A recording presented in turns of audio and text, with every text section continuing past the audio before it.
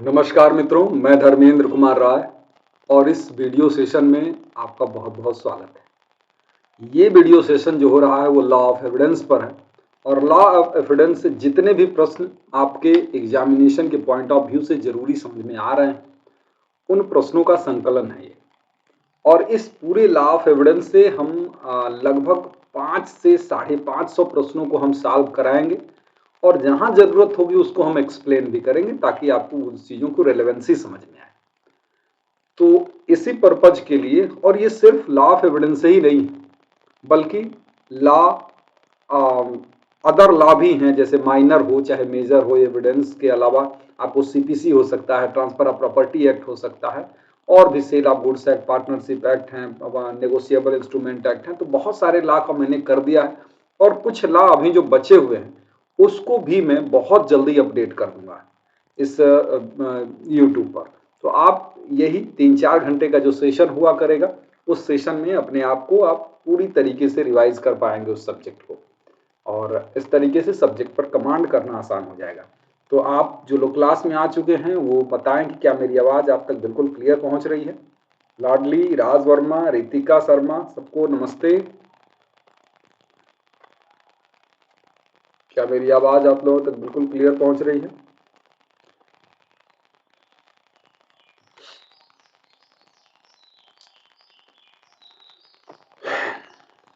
चलिए, बहुत बढ़िया। तो बिना देर किए हम लोग सेशन में आते हैं। मैं पुनः एक बार बता दूं कि ये सिर्फ लॉ ऑफ एविडेंस ही नहीं है।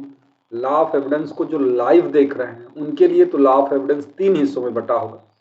सेक्शन 1 टू सेक्शन 44, सेक्शन 55 से लेके 100 तक और 101 से लेके 167 तक 3 पार्ट में बचा होगा। लेकिन जो स्टूडेंट रिकॉर्डेड इसको देख रहे होंगे उनको मैं कंपाइल्ड करके एक ही लेक्चर में ला दूंगा, तो इस तरीके से वो अपने को रिवाइज कर पाएंगे। बहुत अच्छा। चलिए, अच्छा, बहुत बढ़िया।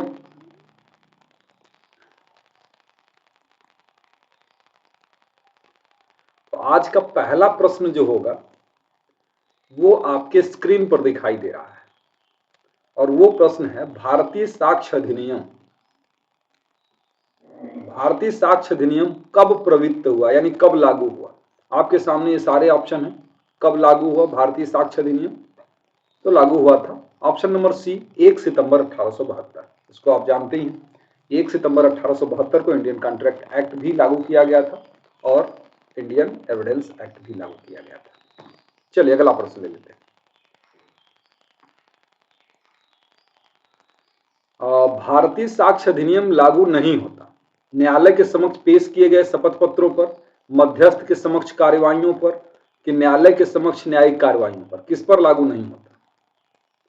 इसका सही ऑप्शन हो जाएगा ऑप्शन नंबर सी, ए और बी दोनों पर, यानी शपथ पत्रों पर भी लागू नहीं होता और मध्यस्थ के समक्ष कार्यवाहियों पर भी लागू नहीं होता। जल्दी जल्दी आंसर देते रहिएगा। मैं बहुत वेट इसीलिए नहीं करता हूं ताकि ज्यादा से ज्यादा प्रश्न में करा सकूं। निम्नलिखित में से कौन सा एक कथन सही नहीं है? यह कि किसी मनुष्य ने कुछ सुना या देखा, यह एक तथ्य है। यह कि किसी मनुष्य ने अमुक शब्द कहे, यह एक तथ्य है। यह कि मनुष्य की एक ख्याति है, एक तथ्य नहीं है। यह कि मनुष्य एक राय रखता है, यह तथ्य है। इसमें से कौन सा सही नहीं है? प्रणाम आयुषी। हाँ, ये है ऑप्शन नंबर सी, अमुक व्यक्ति एक ख्याति रखता है, यह तथ्य है, नहीं है मतलब गलत है। ठीक है, अगला प्रश्न। रीत गिल, गलत जवाब।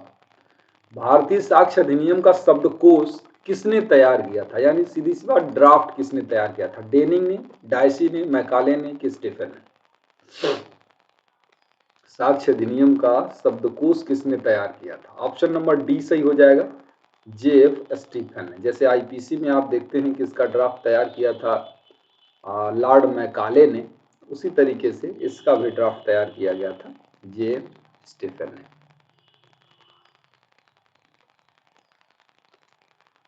भारतीय साक्ष्य अधिनियम के अंतर्गत साक्ष्य विधि क्या है? मौलिक विधि है कि प्रक्रियात्मक विधि है कि मौलिक और प्रक्रिया दोनों है कि उपरोक्त में से कोई नहीं? गुड इवनिंग रोशनी। हाँ, मूलतः जो भारतीय साक्ष्य अधिनियम है वो प्रक्रिया विधि है। ठीक है, ये प्रोसीजरल लॉ ही है, तो इसलिए ऑप्शन नंबर बी सही हो जाएगा। जेवा तस्लीम, गुड इवनिंग। आपका अगला प्रश्न ये है, निम्नलिखित में से कौन सी विधि को भारतीय साक्ष्य अधिनियम 1872 का आधार माना जाता है? भारतीय साक्ष्य अधिनियम 1872 का आधार माना जाता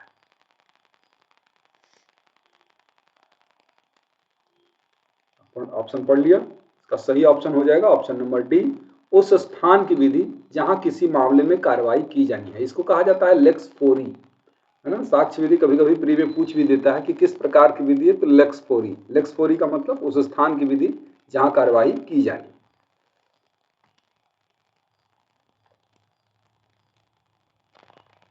साक्ष्य की विधि क्या है? भूत लक्ष्य प्रभाव रखती है, भूत व्यक्ति के मूल अधिकारों को प्रभावित करती है, सदैव भविष्य लक्ष्य प्रभाव रखती है, कि प्रक्रियात्मक विधि नहीं है। साक्ष्य की विधि के संबंध में उसकी स्वभाव क्या है?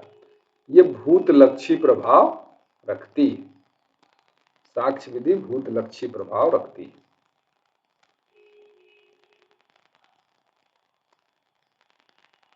ये देखिए, साक्ष्य अधिनियम का उद्देशिका के अनुसार क्या है? हर अधिनियम का एक अपना उद्देशिका होता है और उस उद्देशिका के अनुसार उसका उद्देश्य क्या है? परिभाषित, संशोधित करना, समेकित, परिभाषित और संशोधित करना, प्रकटन, परिभाषा और समेकन, प्रकटन, समेकन, परिभाषा और संशोधन। इसका सही ऑप्शन क्या हो जाएगा?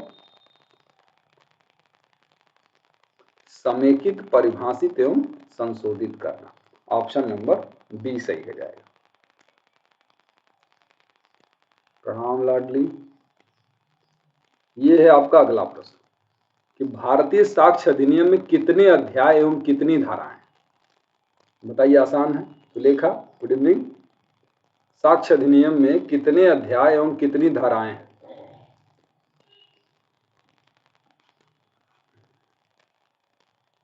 इसका सही ऑप्शन हो जाएगा option number B, option number C हो जाएगा।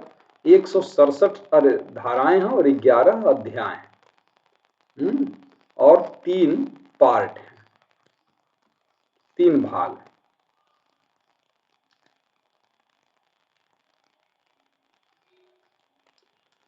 भारतीय साक्ष्य अधिनियम 1872 में परिभाषित न्यायालय के अंतर्गत निम्नलिखित में से कौन शामिल नहीं है? सभी न्यायाधीश, सभी मजिस्ट्रेट, वे व्यक्ति जो साक्ष्य देने के लिए प्राधिकृत हैं, विभाजक।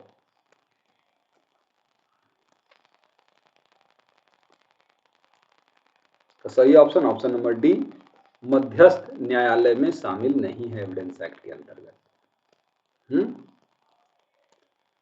बाकी सभी न्यायाधीश, मजिस्ट्रेट एवं वो सभी व्यक्ति जो साक्ष्य लेने के लिए प्राधिकृत हैं, इसके अंतर्गत आते हैं।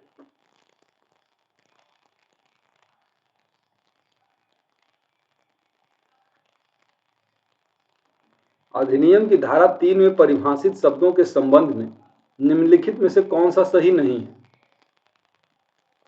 तथ्य में न केवल भौतिक तथ्य अपितु मनोवैज्ञानिक तथ्य भी सम्मिलित है। न्यायालय में मध्यस्थ सम्मिलित है। शिला पर उत्कीर्ण लेख दस्तावेज है। कोई तथ्य साबित नहीं हुआ, यह तब कहा जाता है जब वह न तो साबित किया गया हो और न ही ना साबित। तो इसमें से कौन सा सही नहीं है? बताइए, कमेंट में जवाब दीजिए फटाक से। ऑप्शन नंबर बी, न्यायालय में मध्यस्थ सम्मिलित है, ये बात गलत है। न्यायालय में मध्यस्थ सम्मिलित नहीं है। अभी पिछले प्रश्न में ही हम लोगों ने डिस्कस किया था।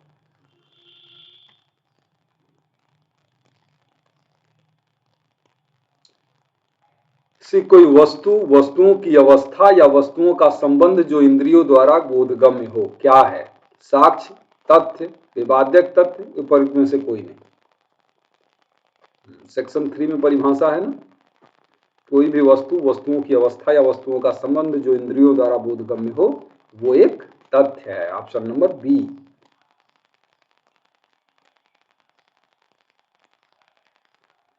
अगला है कि निम्न में से कौन कौन साक्ष्य विधि में सम्मिलित होते हैं? युक्तियुक्त साधारण नियम, साक्ष्य के विधिक नियम, तार्किक नियम के उपयुक्त सभी। साक्ष्य विधि में कौन सम्मिलित होते हैं? ऑप्शन नंबर हो जाएगा बी, साक्ष्य के विधिक नियम शामिल होते हैं। बी बी बी नहीं, बी होगा, साक्ष्य के विधिक नियम।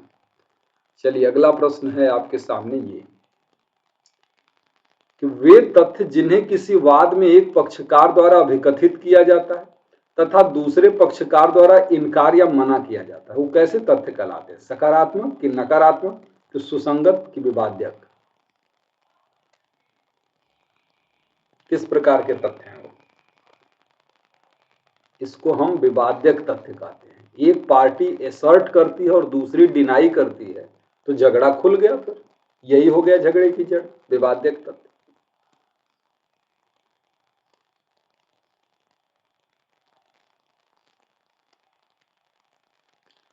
न्यायालय को दिया गया शपथ पत्र साक्ष्य नहीं है, साक्ष्य है, केवल एक लिखित कथन है, एक सबूत है। न्यायालय को दिया गया शपथ पत्र क्या है?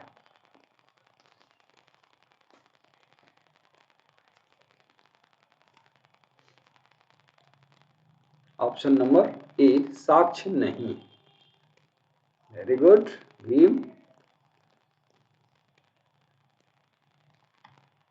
ये आपका अगला प्रश्न है कि दस्तावेज है व्यंग्यचित्र, मुद्रित, शिला मुद्रित या फोटो चित्रित शब्द, मानचित्र एवं शिला पर उत्कीर्ण लेख और उपर्युक्त सभी। दस्तावेज क्या है? उपर्युक्त सभी, क्योंकि उपसाहांकन ये और मानचित्र एवं शिला पर उत्कीर्ण लेख सब दस्तावेज के अंतर्गत आते हैं। चलिए बहुत बढ़िया। निम्न में से किसे सबूत नहीं माना जाता? शपथ पत्र को, गवाहों के बयान को, न्यायालय के सामने प्रस्तुत इलेक्ट्रॉनिक अभिलेख को कि न्यायालय के सामने प्रस्तुत दस्तावेज को?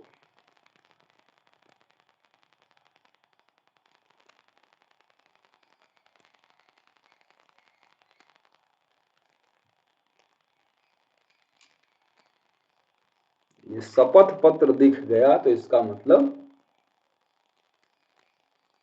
ये एविडेंस में शामिल नहीं होगा। भारतीय साक्ष्य अधिनियम 1872 की निम्नलिखित में से कौन सी धारा प्रावधान करती है कि न्यायालय के निरीक्षण के लिए पेश किए गए सब दस्तावेज जिसमें इलेक्ट्रॉनिक अभिलेख भी शामिल है दस्तावेजी साक्ष्य कहलाता है?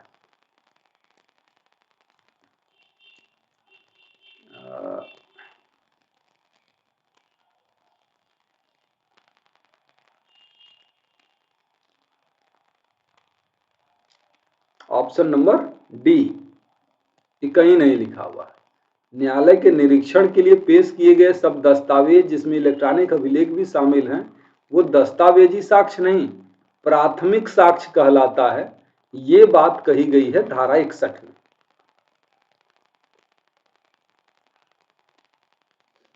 अरे 61 में नहीं, वो भी 62 में कही गई है, 61 में वो भी नहीं। तो उपयुक्त में से कोई नहीं।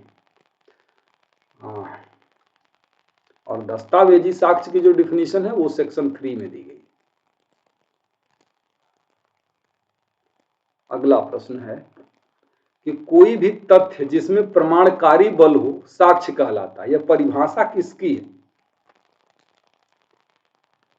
सामंड, स्टीफन, फिप्सन कि बेंथम? कोई भी तथ्य जिसमें प्रमाणकारी बल हो साक्ष्य कहलाता है, ये परिभाषा जो है वो सामंड की परिभाषा है। सामंड की परिभाषा लाडली। उच्चतम न्यायालय द्वारा वर्ष 2015 में किए गए निम्नलिखित निर्णयों में से किसमें अवधारित किया गया है कि सीसीटीवी कैमरा की फिल्म का हिस्सा सर्वोत्तम साक्ष्य? जसबीर बनाम तारा, कर्नाटक बनाम चांद पीसा, किरण चंदर बनाम हरियाणा, टोमासो ब्रूनो बनाम उत्तर प्रदेश? सीसीटीवी कैमरा की फिल्म का हिस्सा सर्वोत्तम साक्ष्य है। Option number D, Tommaso Bruno versus state of UP. ठीक है।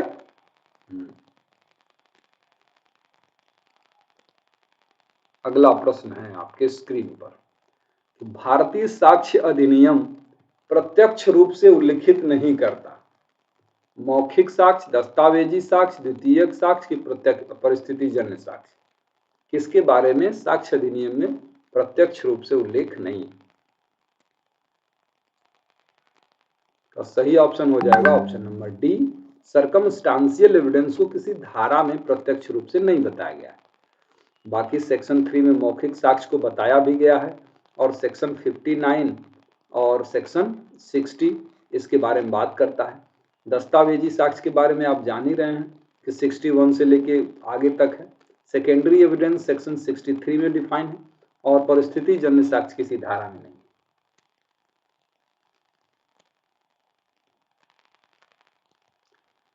लिखा है कि अवांछनीय विधि से प्राप्त साक्ष्य ग्राह्य है यदि यह अन्यथा सुसंगत है। यह किस केस में न्यायालय ने कहा था?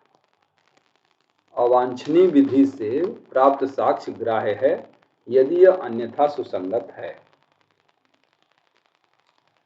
पुष्पा देवी, हरप्रसाद, कल्पनाथ राय कि रोहिणी बनाम महाराष्ट्र?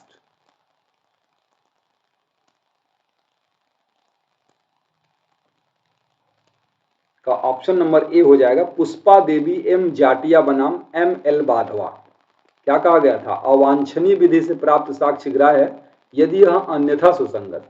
किसी भी तरीके से आप निकाल लीजिए साक्ष्य बस, वो ग्राह्य रहेगा।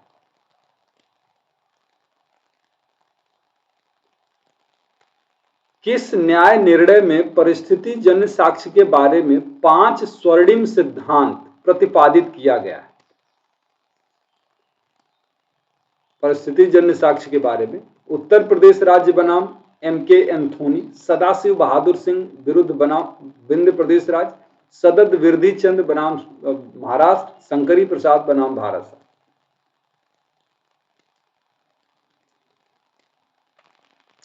शरद विरधी चंद वर्सेस स्टेट ऑफ महाराष्ट्र का केस में है, जिसमें 5 गोल्डन रूल सर्कमस्टांशियल एविडेंस के रूप में दिए गए थे। Very good.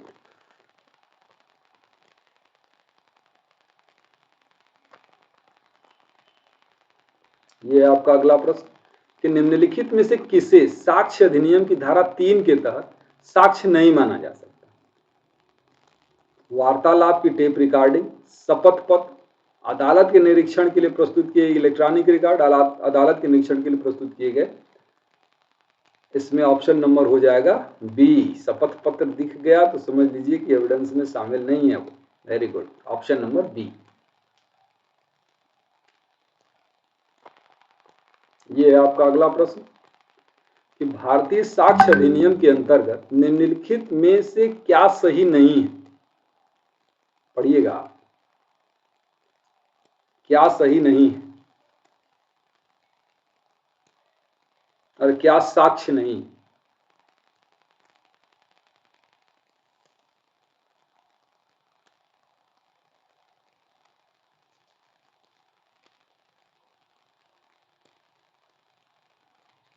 Option number, very good, Gauri, Jyoti, Sulekha, Raj. हाँ, जज का अपना व्यक्तिगत ज्ञान, ये साक्ष्य नहीं आता है। बाकी जो चीजें हैं वो सब उसके अंतर्गत आती है। चलिए अगला प्रश्न है, समझ लीजिए 3 दिन में, मतलब जो लोग लाइव देख रहे हैं, 1-1 घंटे का मुश्किल से सेशन होगा और 3 दिन में हम लोग एविडेंस इसी तरीके से रिवाइज कर जाएंगे और हमको पता भी नहीं चलेगा। कोई भी तथ्य साबित नहीं हुआ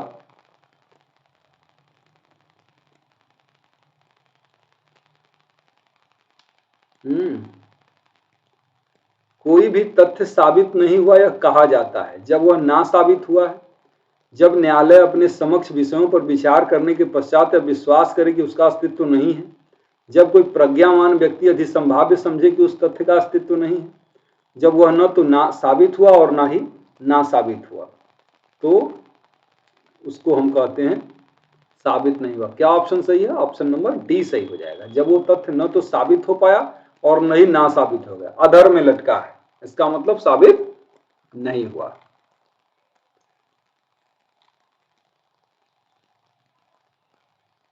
ये आपका अगला प्रश्न है कि भारतीय साक्ष्य अधिनियम 1872 की किस धारा के अधीन उपधारणा कर सकेगा, उपधारणा करेगा और निश्चायक सबूत को की व्याख्या की गई? 1, 2, 3, 4 कौन सा है?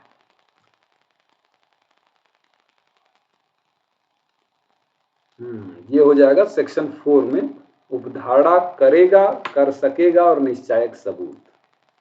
और आप जानते ही हैं कि उपधारणा कर सकेगा मतलब कोर्ट की डिस्क्रिशन है कि वो करे कि ना करे। उपधारणा करेगा का मतलब कोर्ट उसे मानने के लिए बाध्य है लेकिन उसका खंडन हो सकता है। और निश्चायक सबूत का मतलब उपधारणा करने के लिए बाध्य भी है और उसके अगेंस्ट कोई एविडेंस अलाउ भी नहीं करेगा। और निश्चायक सबूत सेक्शन 41 में, 112 में, 113 में।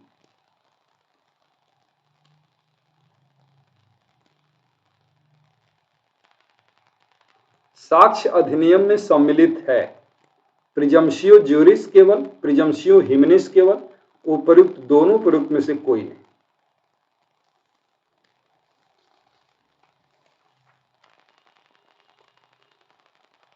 इसका सही ऑप्शन वेरी गुड, दोनों। साक्ष्य अधिनियम में प्रिजम्प्शियो ज्यूरिस और प्रिजम्प्शियो हिमिनिस दोनों शामिल होते हैं।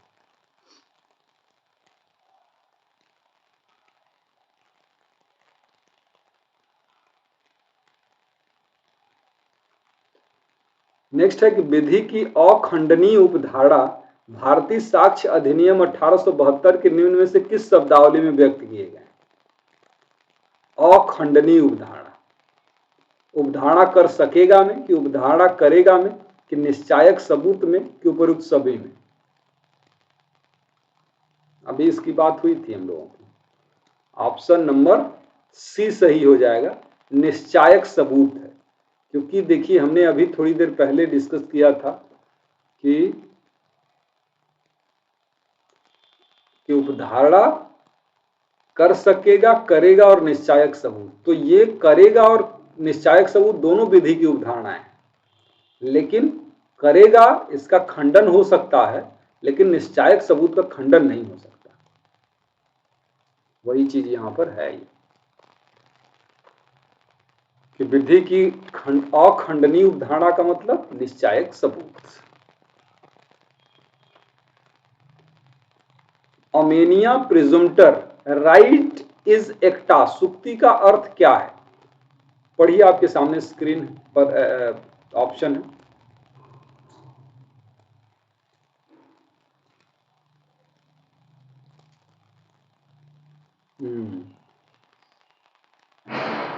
सभी तथ्यों को उचित रूप से अवधारित किया जाना।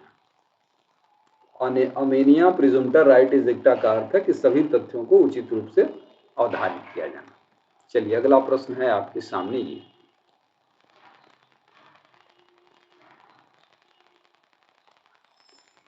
ए का परीक्षण बी की हत्या के लिए किया जाता है, जो एक गदा से उसकी हत्या करने के इरादे से उसे मारता है।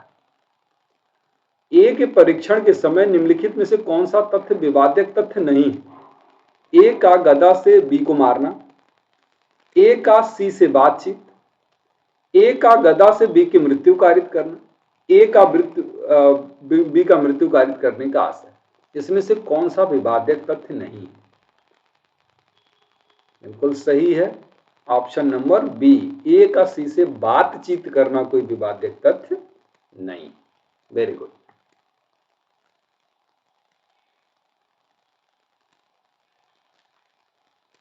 अगला प्रश्न है कि साक्ष्य अधिनियम के किस उपबंध में उसी संव्यवहार का भाग बनना शब्दों का प्रयोग किया गया है?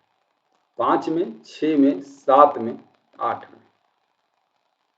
Very good, option number B सही हो जाएगा। सेक्शन नंबर 6 में एक ही संव्यवहार का भाग के रूप में सुसंगत किया गया है। ये अगला प्रश्न है उसी से रिलेटेड कि आंग्ल विधि के रेस जेस्टे यानी एक ही संव्यवहार के भाग का सिद्धांत भारत में कोई महत्व नहीं है कि भारत में महत्व है, तो भारत में महत्व है और इसे भारतीय साक्ष्य अधिनियम 1872 की धारा 6 में समावेशित किया गया, भारतीय साक्ष्य अधिनियम की धारा 7 में समावेशित किया गया। इसका सही आंसर हो जाएगा ऑप्शन नंबर सी।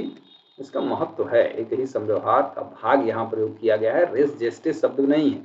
रेस जेस्टे शब्द जो है वो इंग्लिश लॉ का है, तो इसको हम लोग एक ही समव्यवहार के भाग में, यानी इसका मतलब होता है जो कुछ भी किया या कहा गया हो, तो ये धारा 6 में समाहित है।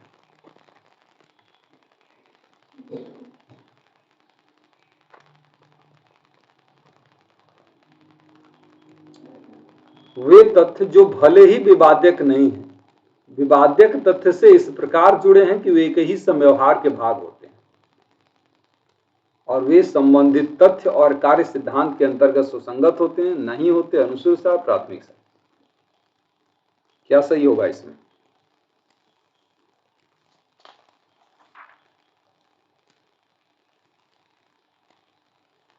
इसका सही ऑप्शन हो जाएगा ऑप्शन नंबर ए, कि जो तथ्य विवाद्यक नहीं है लेकिन विवाद्यक तथ्य से इस प्रकार जुड़े हैं कि एक ही समव्यवहार का भाग होते हैं, वे सुसंगत होते हैं। कौन सी धारा के अंतर्गत? 6 धारा के अंतर्गत।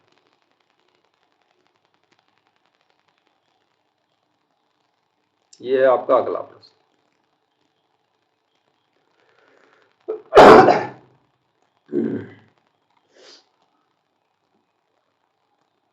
एक पत्नी ने मात्र तेज भागता हुआ वाहन देखा था जिसने कुछ दूरी पर उसके पति को कुचल दिया था। उसने दुर्घटना स्वयं नहीं देखी थी।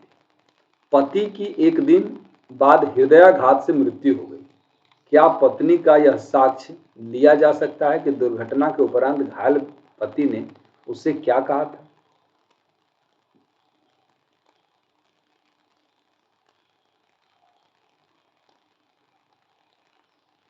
ऑप्शन नंबर डी, हाँ यह रेस जेस्टे का पार्ट है। हालांकि देखिएगा, ध्यान दीजिएगा, ये इसमें भले कर दिया है, इसमें भले है, लेकिन वाहन देखा, कुछ नहीं देखा, पति को कुचल दिया, और दूसरे दुर्घटना स्वयं नहीं देखी, इतनी बात हो गई। अब एक्सीडेंट के मामले में उसने, पति ने जो उससे कहा था, उसमें घायल पति ने जो कहा था वो एक ही समव्यवहार का भाग है। लेकिन यहाँ पे पति की एक दिन बाद हृदयाघात से मृत्यु, हार्ट अटैक से मृत्यु हुई थी। क्या पत्नी यह साक्ष्य दिया जा सकता है कि दुर्घटना के उपरांत घायल पति ने उसे क्या कहा था? तो काली घोषणा है, नहीं, नहीं, यह मात्रा अनुसूचित साक्ष्य है, नहीं, क्योंकि यह विशेषाधिकृत सूचना। अब चूंकि ये क्वेश्चन विवश कर रहा है आपको इसी ऑप्शन को देने का, अन्यथा ये सही है नहीं। हाँ, क्योंकि जब हार्ट अटैक से डेथ हुई तो उसमें डाइंग डिक्लेरेशन के रूप में वो स्टेटमेंट आएगा नहीं, बबलू गुड इवनिंग। तो ये चलिए, अब इसमें ऑप्शन ही यही है मोस्ट प्रोबेबल, तो इसमें है आर वर्सेस फोस्टर की केस है ना, आर वर्सेस फोस्टर के केस पर ये कहानी बेस्ड है।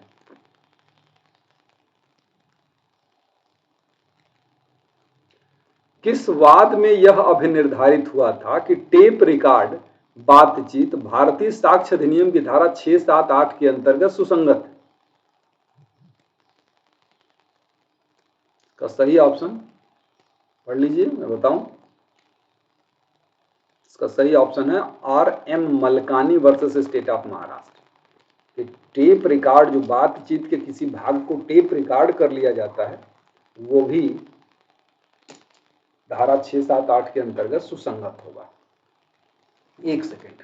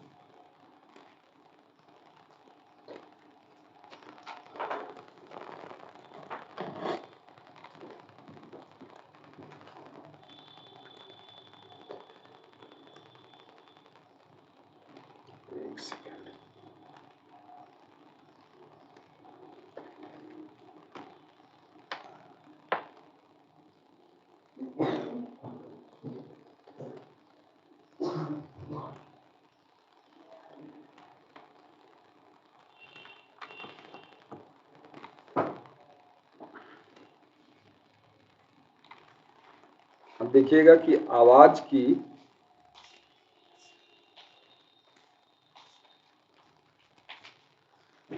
अब आवाज में कुछ अंतर आया। पहले आवाज कैसा था और अब आवाज में कुछ अंतर आ रहा है। स्टक है, स्टक तो नहीं होना चाहिए। अब कोई ऑप्शन नहीं है गौरव, तो हम लोग उसी को मान लेते हैं ना। कोई ऑप्शन उससे बेहतर नहीं दिख रहा इसलिए मान लेते हैं, नहीं तो चोट से हार्ट अटैक नहीं होता है। अब चूंकि ऑप्शन नहीं है तो हम लोग मान लेते हैं वही।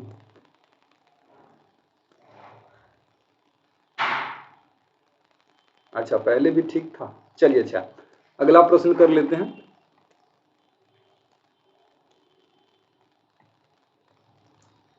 अ पर ब को पीटकर उसकी हत्या करने का अभियोग है। निम्नांकित में से कौन से तथ्य सुसंगत हो? अ ने ब को जो कुछ कहा, पीटने के समय अ या ब के पास खड़े हुए व्यक्तियों ने जो कुछ कहा, पीटने के थोड़े समय पश्चात अ के पास खड़े व्यक्तियों से जो कुछ कहा, उपयुक्त सभी। इसका सही ऑप्शन आप दे ही रहे हैं। नमस्ते रितिका। ऑप्शन नंबर डी सही हो जाएगा, उपयुक्त सभी। आगे बढ़ते हैं।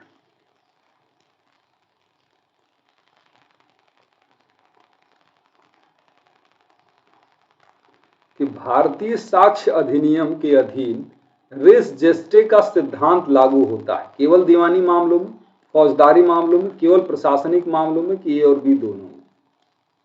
रेस जेस्टे का सिद्धांत लागू होता है किस प्रकार के मामलों में? अच्छा, इसमें बताओ।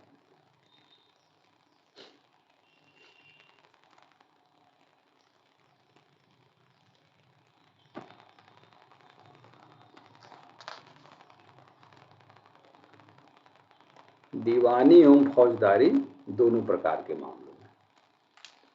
चलिए, अगला प्रश्न आपके सामने ये है और जवाब दीजिए।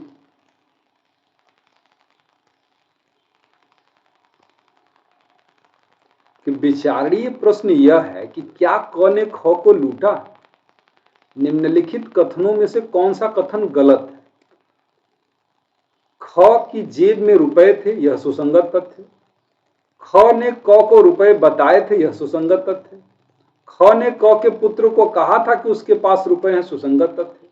ख ने अन्य व्यक्तियों से कहा था कि उसके पास रुपए हैं, यह सुसंगत तथ्य नहीं। इसमें से कौन सा स्टेटमेंट गलत है? पकड़ लिए ना? पकड़ लिए कि सुसंगत नहीं है। अन्य व्यक्तियों से कहा था, यह सुसंगत नहीं। ये बात बिल्कुल सुसंगत है, गलत हो गया ये। तो ये बात आएगी कहां से? सेक्शन 7 के अंतर्गत। क्यों? क्योंकि घटना ये लूट के आभूषण लेके मेले में गया, उसी से मिलता जुलता है ना। उसने लोगों से बताया था कि उसके पास पैसे हैं। ये सब लूटे जाने का अवसर है, लूटे जाने का कारण बनता है, लूटे जाने का। चलिए, अगला प्रश्न है, ये है आपका अगला प्रश्न। कि प्रश्न यह है कि क्या ए ने लड़ाई के दौरान बी की मृत्यु कारित की? भारतीय साक्ष्य अधिनियम की निम्नलिखित में से किस धारा के अंतर्गत वे चिन्ह जो लड़ाई के स्थान पर एकत्रित हुए थे सुसंगत है? धारा 6, धारा 7, धारा 8, धारा 12।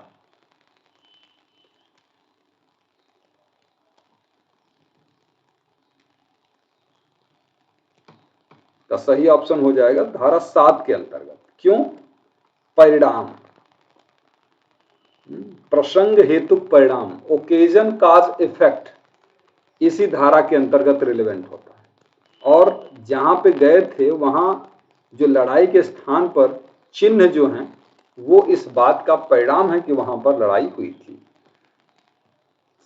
चलिए, अगला प्रश्न है कि भारतीय साक्ष्य अधिनियम की धारा 8 में निम्न में से कौन शब्दावली सुसंगतता के लिए सम्मिलित नहीं है? हेतु, आशय, तैयारी और आचरण। कौन सा धारा 8 के अंतर्गत रिलेवेंट नहीं?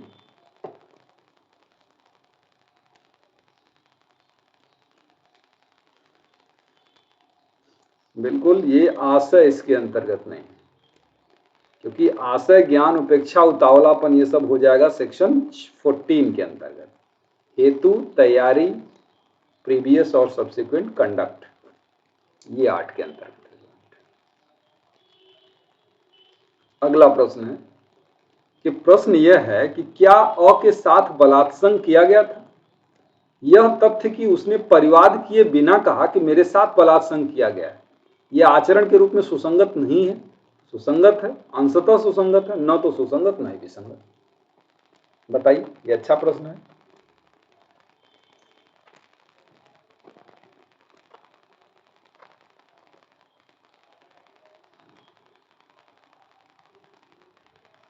इसका सही ऑप्शन हो जाएगा सुसंगत नहीं है। अच्छे से पढ़ो बच्चों, सेक्शन 8 का इलस्ट्रेशन है ये।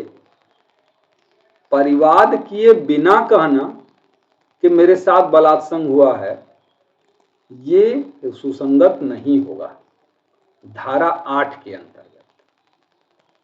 ठीक है, धारा 8 के अंतर्गत सुसंगत नहीं होगा। आगे चूंकि प्रश्न है ना, मैं उसको और ज्यादा डिटेल करता हूं। खैर डिटेल में कर ही देता हूं। 8 के अंतर्गत सुसंगत नहीं होगा, वो सेक्शन 32 के अंतर्गत सुसंगत हो सकता है, सेक्शन 157 के अंतर्गत सुसंगत हो सकता है, लेकिन ये 8 के अंतर्गत आचरण के रूप में सुसंगत होगा। अब यही लिखा है कि परिवाद किया और कहा कि मेरे साथ बलात्संग हुआ है, तो ये कंडक्ट के रूप में रिलेवेंट है।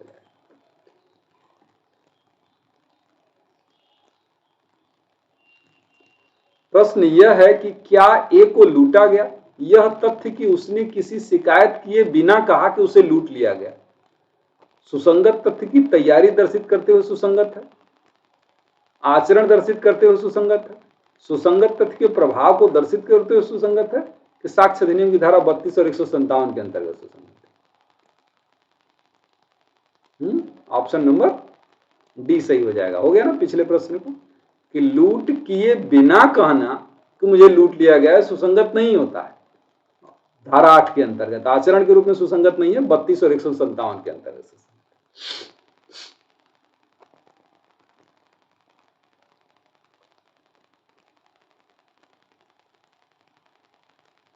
चलिए अगला प्रश्न आपके सामने ये, ए द्वारा बी की हत्या के विचारण में कौन सा तथ्य सुसंगत नहीं? ए बी की हत्या के तुरंत बाद भाग गया, ए और बी हत्या से पहले इकट्ठे देखे गए, ए ने बी से 50,000 रुपए उधार लिए थे, बी की हत्या चेन्नई में हुई थी जबकि ए उस समय मुंबई में था। अब इसलिए ये बड़ा डिस्प्यूटेड प्रश्न है, लेकिन फिर भी इसमें ऑप्शन नंबर डी लगा दीजिएगा। बी की हत्या चेन्नई में हुई थी जबकि उस दिन वो मुंबई में था। कौन सी धारा लग जाएगी? सेक्शन 11 वाली।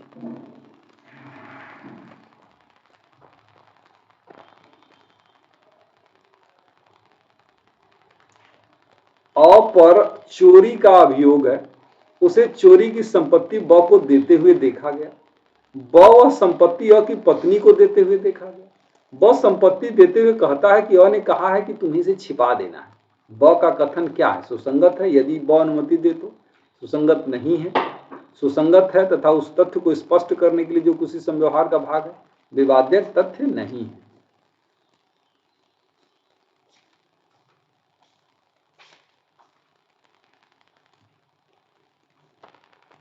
सही ऑप्शन नंबर सी हो जाएगा, कि सुसंगत है उस तथ्य को स्पष्ट करने के लिए जो उस संव्यवहार का भाग है। ठीक है, ये सेक्शन 9 का एग्जाम्पल है। और सेक्शन 9 क्या कहता है? सेक्शन 9 में पहली चीज यही है कि जो विवाद्यक तथ्य या सुसंगत तथ्य को स्पष्ट करने वाले तथ्य हैं, वो तथ्य सुसंगत होंगे। तो ये कि ये स्पष्ट करता है कि उन्होंने ऐसा कहा था, ये क्या कहता है? रिलेवेंट।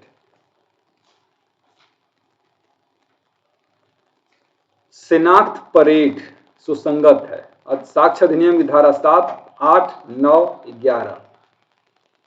ये तो बहुत आसान प्रश्न है। शिनाख्त परेड कौन सी धारा के अंतर्गत सुसंगत है? ये है धारा 9। वो चीज जो कि किसी व्यक्ति या वस्तु की पहचान को दर्शित करते हैं, इसी को आइडेंटिफिकेशन परेड कहते हैं।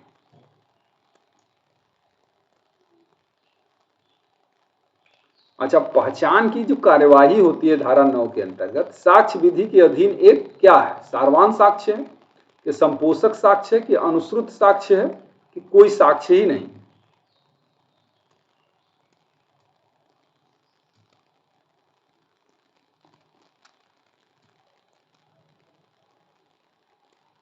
वेरी गुड, ये संपोषक साक्ष्य है, ये सब्सटेंटिव पीस ऑफ एविडेंस नहीं है, कोरोबोरेटिव एविडेंस होता है।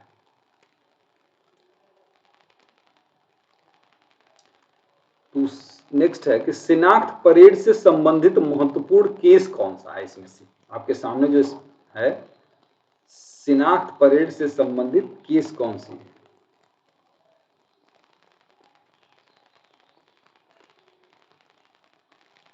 इसमें है ऑप्शन नंबर ए, रामनाथन बनाम स्टेट ऑफ तमिलनाडु। इसमें यही बताया गया था कि शिनाख्त परेड कैसे की जाती है। तो ये कि एक ही कद काठी के लगभग लोग खड़े किए जाते हैं और उसमें से उस व्यक्ति को पहचानना होता है। तो ये रामनाथन बनाम स्टेट ऑफ तमिलनाडु। मिर्जा अकबर बनाम किंग एम्परर का केस 9 से 11 से 10 से 13 से कौन सी धारा से रिलेटेड है? मिर्जा अकबर बनाम किंग एम्परर।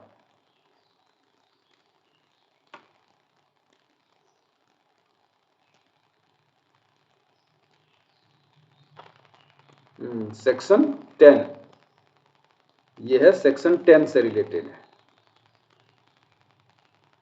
नेक्स्ट, कि साक्ष्य अधिनियम के अंतर्गत सामान्य परिकल्पना के बारे में षड्यंत्रकारी द्वारा कही गई या की गई बातें कौन सी धारा के अंतर्गत सुसंगत है? 11 में, 13 में, 10 में कि 12 में?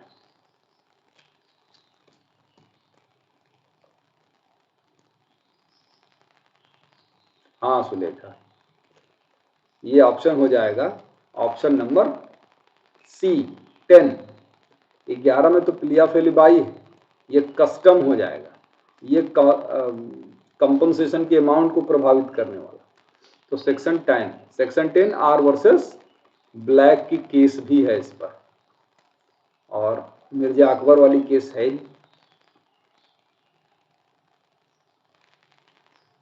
भारतीय साक्ष्य अधिनियम 1872 के निम्नलिखित में से किस उपबंध में वे तथ्य जो अन्यथा सुसंगत नहीं है कब सुसंगत है शब्द का प्रयोग किया गया? 14 में, 11 में कि 7 में कि 10 में? ये तो बहुत आराम से बताएंगे। Option number option number B 11 में, वे तथ्य जो अन्यथा सुसंगत नहीं है कब सुसंगत है?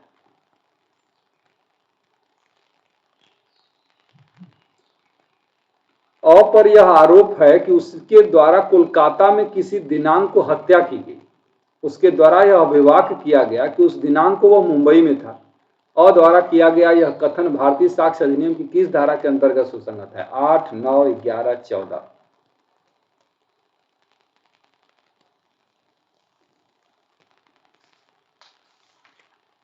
बिल्कुल ठीक है, ये तो बहुत टाइम नहीं लगाना है, 11 में ही है।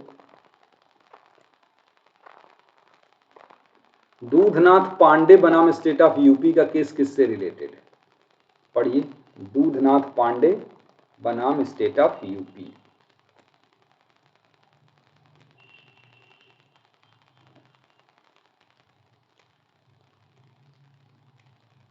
अन्यत्र उपस्थिति के अभिभाग से, यानी सेक्शन 11 से।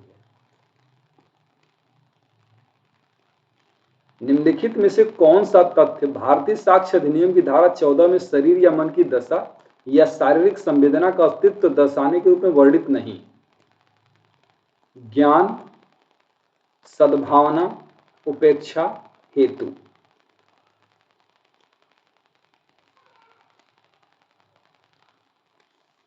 क्या है सही इसमें?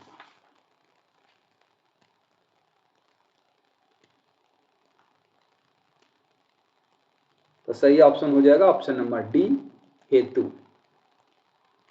ये सेक्शन जो 8 में रिलेवेंट है ना, मोटिव सेक्शन 8 में रिलेवेंट है, यहां नहीं।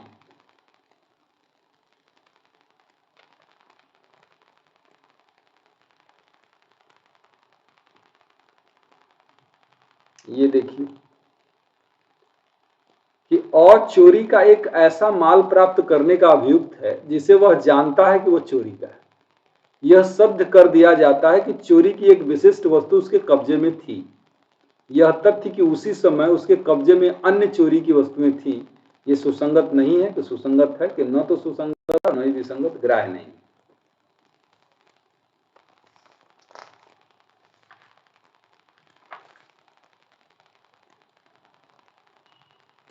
ऑप्शन नंबर बी हो जाएगा, सुसंगत है। और ये कौन से धारा पर है? ये 14 पर है।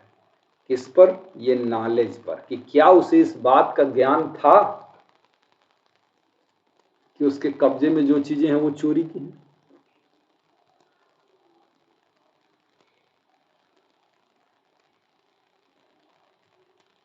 नेक्स्ट है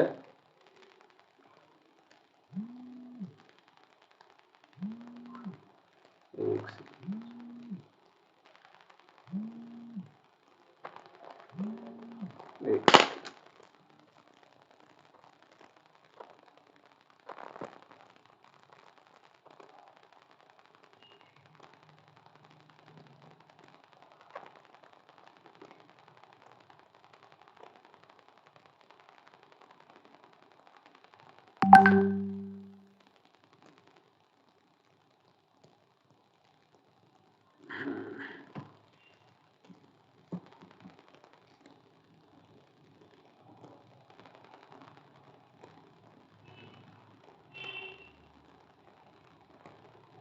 क्या बच्चों, क्या कर रहे हैं?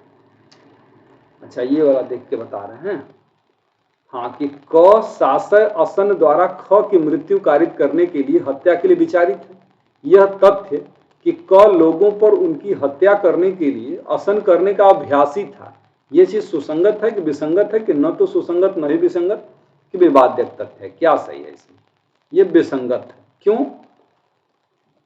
क्योंकि सेक्शन 14 ये कहता है कि मन की दशा साधारणतः नहीं अपितु उस मामले में, विशिष्ट मामले में कैसी थी, ये महत्व रखता है। तो ये चीज कि वो असन करने का, शूटिंग करने का जो है अभ्यासी है, इसका ये मतलब नहीं है कि यहां भी वो जान से मारना ही चाहता।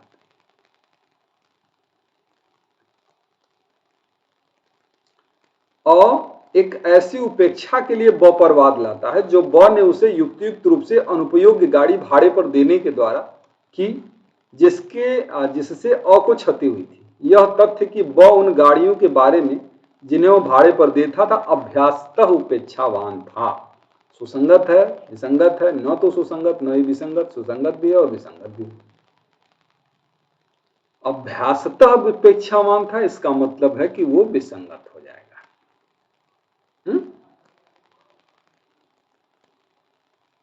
ए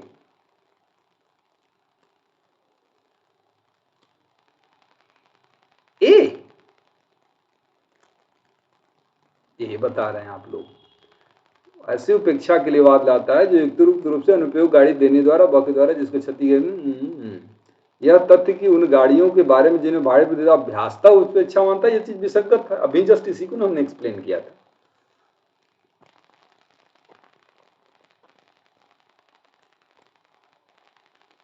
ये देखिए आपका अगला प्रश्न कि भारतीय साक्ष्य अधिनियम की निम्न किस धारा में पूर्व दोष सिद्धि सुसंगत है? 14 के स्पष्टीकरण 1, स्पष्टीकरण 2, 3, 4।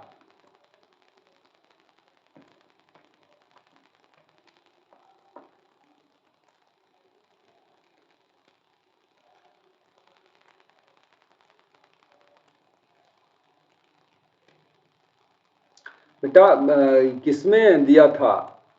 गलत दिया होगा, बेयर एक्ट के हिसाब से उस एग्जाम्पल को देखिएगा। ठीक है, हाँ, ये धारा 14 का स्पष्टीकरण 2 में, 14 के स्पष्टीकरण 2 में पूर्व दोष सिद्धि जो है ना, पूर्व दोष सिद्धि आपको 14 के स्पष्टीकरण 2 में भी रिलेवेंट है और सेक्शन 54 के स्पष्टीकरण 2 में भी रिलेवेंट है।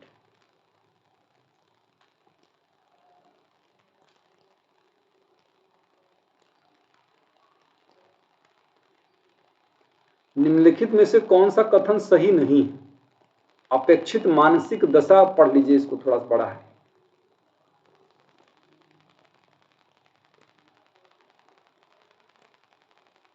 इसका सही ऑप्शन हो जाएगा ऑप्शन नंबर सी।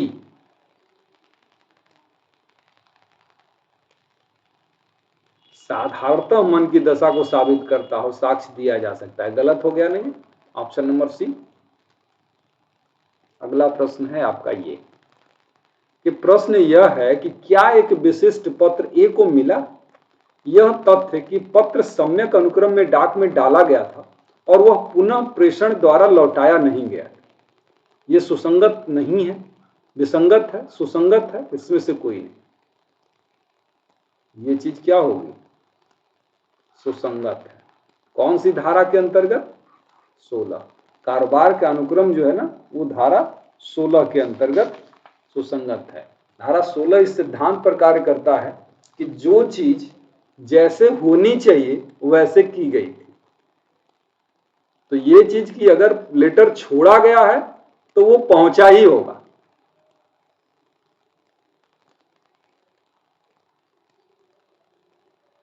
आप पढ़िए इसको, क्या लिखा है।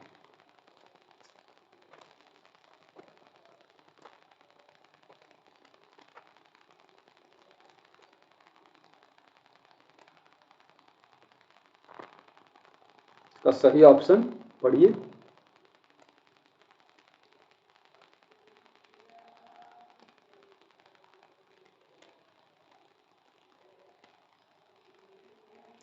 ऑप्शन नंबर बी है, स्वीकृति वह कथन है जो आवश्यक रूप से स्वयं के हित के विपरीत होती है। ये स्टेटमेंट जो है सही नहीं है, ये सही नहीं है, क्योंकि स्वीकृति वह कथन है जो सामान्यतः करने वाले के हित के विपरीत होती है, आवश्यक रूप से नहीं। क्योंकि सेक्शन 21 में ऐसी 3 परिस्थितियां बताई गई हैं जिन परिस्थितियों में स्वीकृति उसे करने वाले के व्यक्ति के फेवर में साबित होती है। ये तो सही है, इसमें कहें सी कहें बता रहे हैं। ध्यान से पढ़ो बेटा। ये देखिए अगला प्रश्न है, एक एजेंट द्वारा किसी भी पक्ष को दिए गए बयान स्वीकृति माने जाएंगे। ऑप्शन पढ़िए, कब?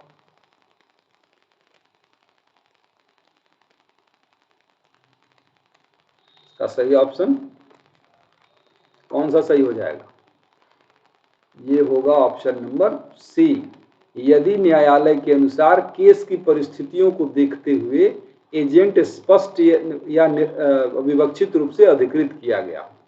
और ये प्रश्न सेक्शन नंबर 18 से है कि जो स्वीकृति कौन कर सकता है, तो पक्षकार कर सकते हैं या उनके प्राधिकृत अभिकर्ता कर सकते हैं।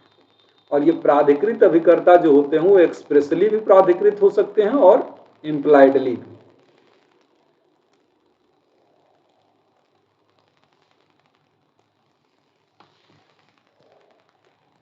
निम्नलिखित कथनों में से कौन सा सही नहीं है? स्वीकृति को संसूचित किया जाना चाहिए, स्वीकृति लिखित में होनी चाहिए, मौखिक स्वीकृति एक वैध स्वीकृति है, स्वीकृति विहित रीति में होनी चाहिए। कौन सा सही नहीं है? का सही ऑप्शन है कि स्वीकृति लिखित में होनी चाहिए। ये बात गलत है।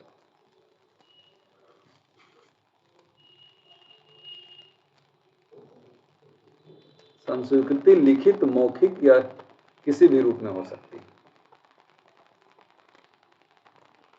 लिखित भी हो सकती है, मौखिक भी हो सकती है, इलेक्ट्रॉनिक अभिलेख के रूप में भी हो सकती है।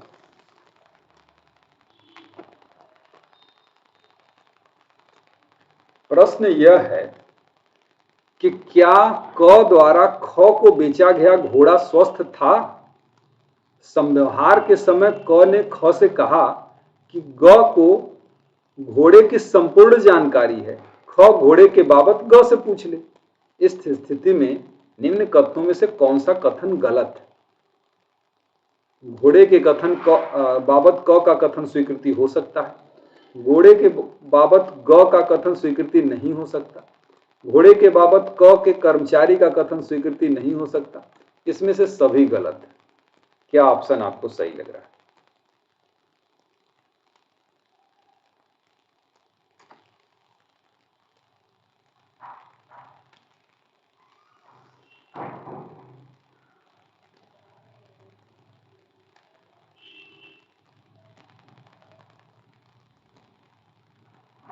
ऑप्शन नंबर बी, घोड़े के बाबत ग का कथन स्वीकृति नहीं हो सकता। यह बात गलत है। ग का कथन स्वीकृति है और निर्दिष्ट व्यक्ति द्वारा स्वीकृति पर यह बेस्ड प्रॉब्लम है सेक्शन 20 पर।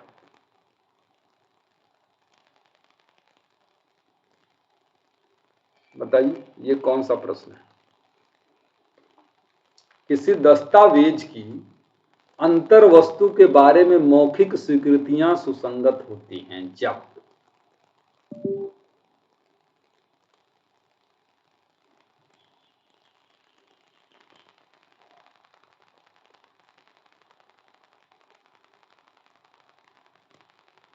का सही ऑप्शन क्या हो जाएगा? ऑप्शन नंबर ए, जब उन्हें साबित करने वाला पक्षकार यह दर्शित करे कि दस्तावेजों की अंतर वस्तु का द्वितीयक साक्ष्य देने का वो हकदार है। ये बात सेक्शन 22 पर बेस्ड है। सेक्शन 22 पर बेस्ड है। कई बार कुछ समझ में नहीं आता तो बड़ा सा ऑप्शन भी लगा देते हैं बच्चे और वो सही भी हो जाता है। भारतीय साक्ष्य अधिनियम 1872 की धारा केवल कौन सी धारा? केवल सिविल मामलों में स्वीकृति से संबंधित है। 23 की, 27 की, 53 की, 133 सिविल मामलों में स्वीकृति से संबंधित है।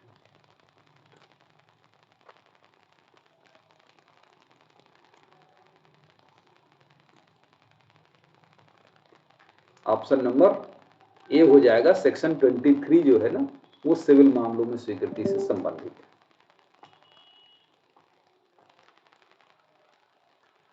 बिना किसी पूर्व धारणा के से जारी किए गए संदेश सुरक्षित होते हैं। साक्ष्य कानून की धारा 22 में, 23 में, 24 में कि 21 में। बिना पूर्व धारणा के किए गए कथन कौन सी धारा के अंतर्गत सुसंगत हैं? यह है ऑप्शन नंबर। पूर्व धारणा का मतलब ये कि बिना किसी शर्त, बिना किसी लालच, बिना किसी भय के की गई स्वीकृति सुसंगत होती है धारा 23 के अंतर्गत।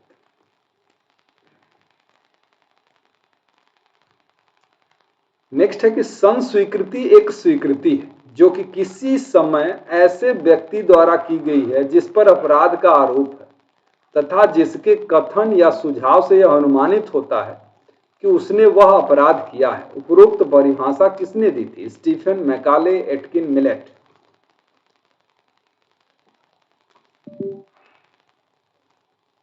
ये परिभाषा दी है स्टीफन ने। संस्वीकृति की परिभाषा इन्होंने तो डाइजेस्ट ऑफ क्रिमिनल लॉ में दी थी। Digest of law of evidence एक बुक लिखे थे और उसी में इन्होंने दी थी। एकदम गुस्सा गए। पाकला नारायण स्वामी के केस में स्टीफन द्वारा दी गई परिभाषा को रिजेक्ट कर दिया गया और कन्फेशन की एक नई परिभाषा दी गई। कहा गया कि कन्फेशन से अनुमान वाली बात ठीक नहीं है। कन्फेशन में या तो अपराध को सीधे सीधे स्वीकार किया जाए या अपराध गठित करने वाले सारे तथ्यों को स्वीकार कर लिया जाए जिनसे अपराध गठित होता है।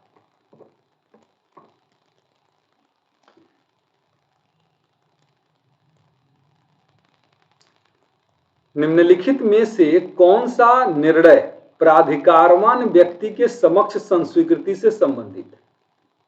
रमेश चंद्र मेहता बनाम पश्चिम बंगाल, प्यारेलाल भार्गव बनाम राजस्थान, क्वीन इम्प्रेस बनाम बाबूलाल की सीताराम बनाम राज्य। प्राधिकारवान व्यक्ति के समक्ष संस्वीकृति, ये ऑप्शन नंबर बी है।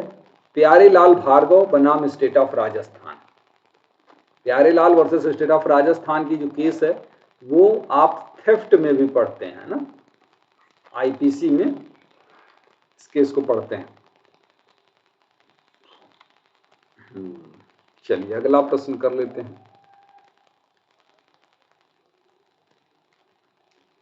अ को ब की हत्या के लिए अभियोजित किया जाए।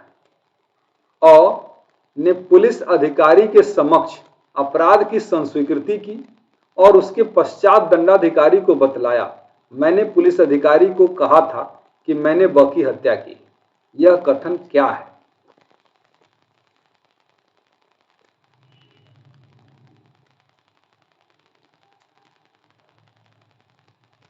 अग्राह्य है कि ग्राह्य है कि न्यायालय का विशेषाधिकार है कि क्या है?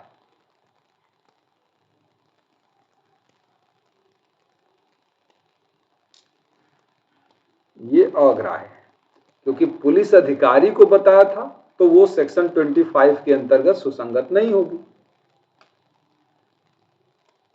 सुसंगत नहीं होगी।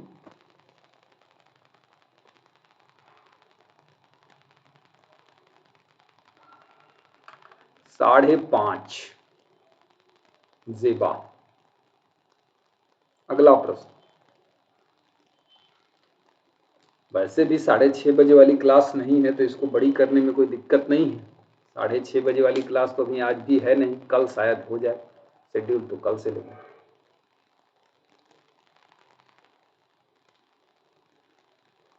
हत्या के एक मामले में दोषी की पहचान होने के पहले ही ख ने पुलिस अधिकारी को संस्वीकृति युक्त पत्र लिखा।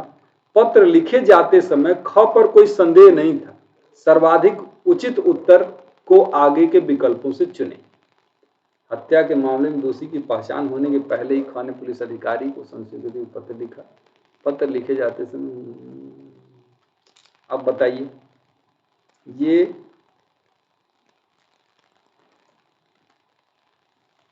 क्या सही है? इसमें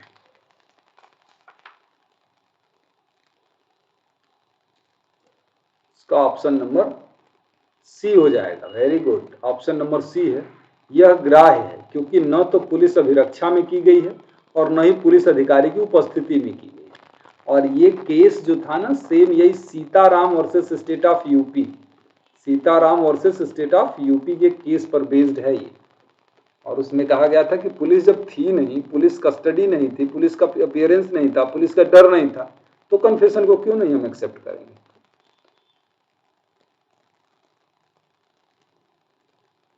अभियुक्त द्वारा दी गई संस्वीकृति सुसंगत होती है। ऑप्शन पढ़िए इसके सामने।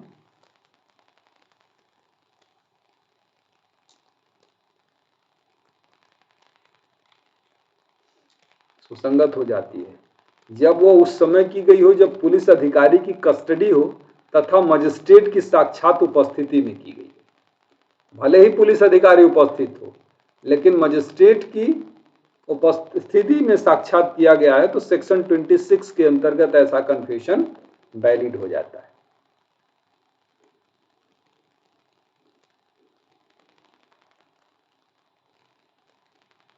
नेक्स्ट है कि पुलिस अभिरक्षा में किसी व्यक्ति द्वारा की गई संस्वीकृति सुसंगत होगी यदि वह की गई है। ये तो आसान हो गया। ऑप्शन नंबर ए, मजिस्ट्रेट की साक्षात उपस्थिति में, सेक्शन वही 26।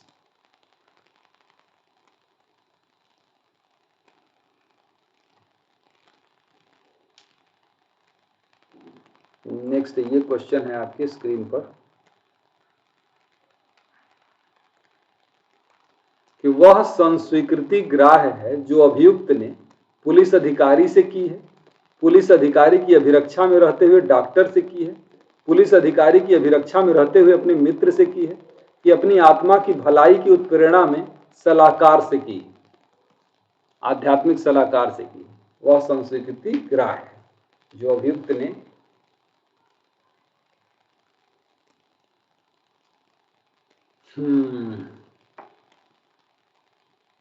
इसका सही ऑप्शन हो जाएगा ऑप्शन नंबर डी, आत्मा की भलाई के लिए उत्प्रेरणा में आध्यात्मिक सलाहकार से की। Very good. मरियम अंसारी, मरियम अंसारी का सब्सक्रिप्शन खत्म हो चुका है क्या? दिखती नहीं है क्लास में।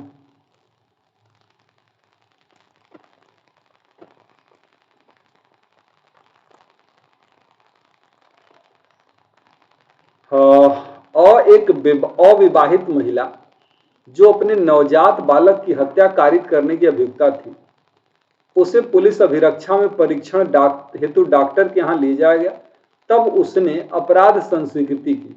पुलिस कांस्टेबल उस कमरे के बाहर खड़े रहे जहां का परीक्षण चल रहा था। यह संस्वीकृति अग्राह्य है कि ग्राह्य है कि न्यायालय का विवेकाधिकार में से कोई नहीं।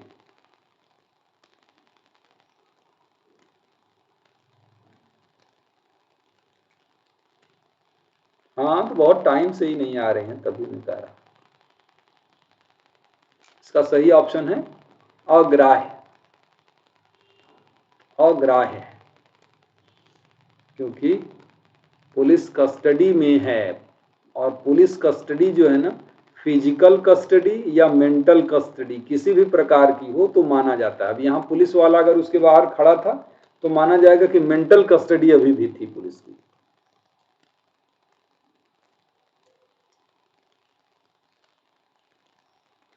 पुलिस अभिरक्षा में एक अभियुक्त थानाधिकारी को सूचित करता है कि वह चाबी जिसके द्वारा उसने तिजोरी खोलकर चोरी की है, उसने अपने घर के आंगन में रखी है। यह सूचना किस सीमा तक साबित की जा सकेगी?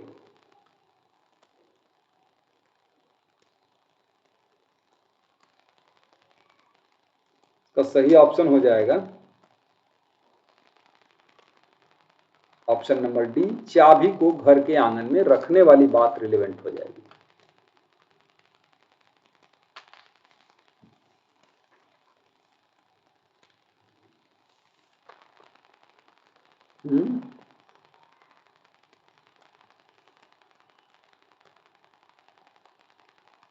क्या पता कुछ महीनों बाद मैं भी गुम हो जाऊं। किस प्रकरण में धारा 27 को संवैधानिक रूप से वैध ठहराया गया था? देवन उपाध्याय को, अहिर राजा को, सुब्रमण्यम गोंडा को, कि Nathu versus state of UP? अगर आपको इसमें काठी कालू की केस दिखे तो धारा 27 की संवैधानिकता को संवैधानिक इसी केस में कहा गया था। अगर वो नहीं है तो देवमन उपाध्याय है, तो देवन उपाध्याय को लगाएंगे। ठीक,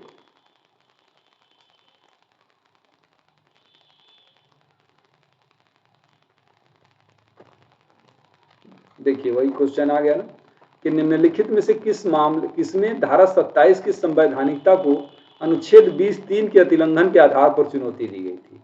स्टेट ऑफ बॉम्बे बनाम काठी कालू, मिर्जा अकबर, देवमन उपाध्याय, क्वीन इंप्रेस। अब चूंकि उसमें काठी कालू है तो काठी कालू।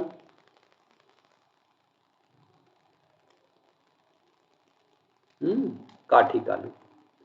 चलिए अगला प्रश्न है आपके सामने।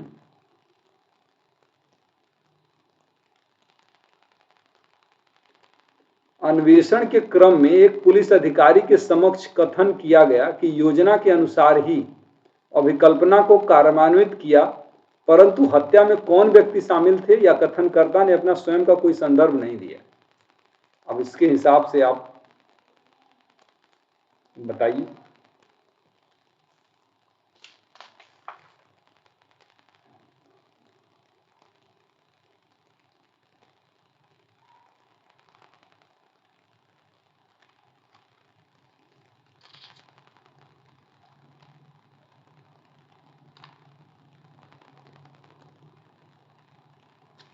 तो सही ऑप्शन ऑप्शन नंबर सी हो जाएगा।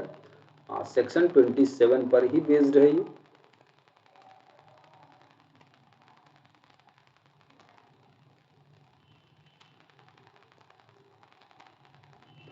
किस मामले में उच्चतम न्यायालय ने यह निर्धारित किया कि न्यायालय के लिए यह आवश्यक है कि वह किसी संस्वीकृति को पूर्ण रूप से स्वीकार करे?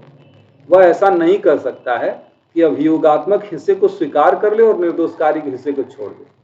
कौन से केस में? स्वीकृति जो है वो, उसमें दो प्रकार के स्टेटमेंट हो सकते हैं, एक जो उसको दोष सिद्ध करता हो और एक जो दोष मुक्त करता हो। तो उसमें से अगर दोष मुक्त करने वाला भाग दोष सिद्ध करने वाले भाग से अलग नहीं किया जा सकता।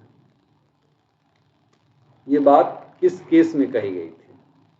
ये है आपके सामने ऑप्शन, ऑप्शन नंबर ए,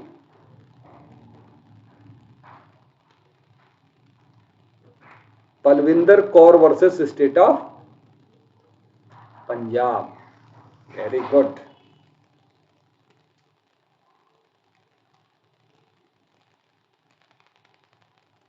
ये कौन सा प्रश्न है, पढ़िए इसको। बलविंदर कौर था ना उसमें, उसमें पाकला नारायण कहाँ था? हाँ पाकला नारायण भी है, लेकिन ये पाकला नारायण स्वामी की जो केस है वो प्रिवी काउंसिल की केस है, और ये उच्चतम न्यायालय की केस पूछ रहा है, तो उच्चतम न्यायालय की केस बलविंदर कौर की केस, ठीक है।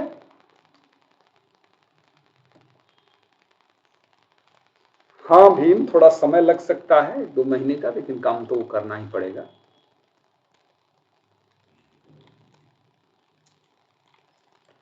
हाँ तो बेटा वो गलत है ना, सीधे सीधे जब उच्चतम न्यायालय लिखा है तो उच्चतम न्यायालय की केस बताएंगे ना, वो गलती हो गई होगी उससे।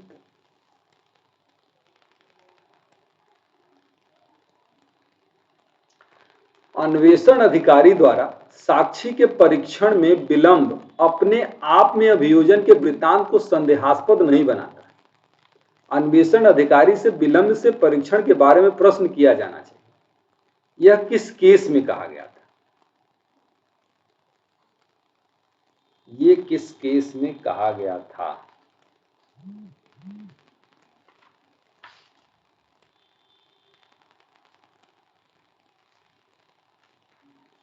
एक सेकंड।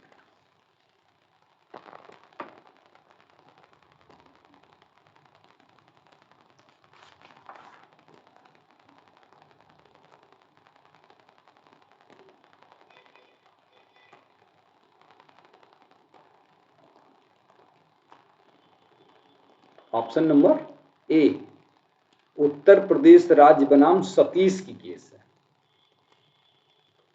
उत्तर प्रदेश राज्य बनाम सतीश की केस है, जिसमें कहा गया था कि सिर्फ परीक्षण में, साक्षी के परीक्षण में विलंब संदेहास्पद नहीं बना देता, उससे देरी के कारण पूछा जाना चाहिए। अगला प्रश्न है ये आपके सामने, और ये है, कहता है कि स्वयं से बात करते भी संस्वीकृति हो सकती है। संस्वीकृति को किसी अन्य व्यक्ति को सूचित किया जाना जरूरी नहीं। किस केस में कहा गया था? शंकरिया, बूटा सिंह, साहू, निशिकांत झा।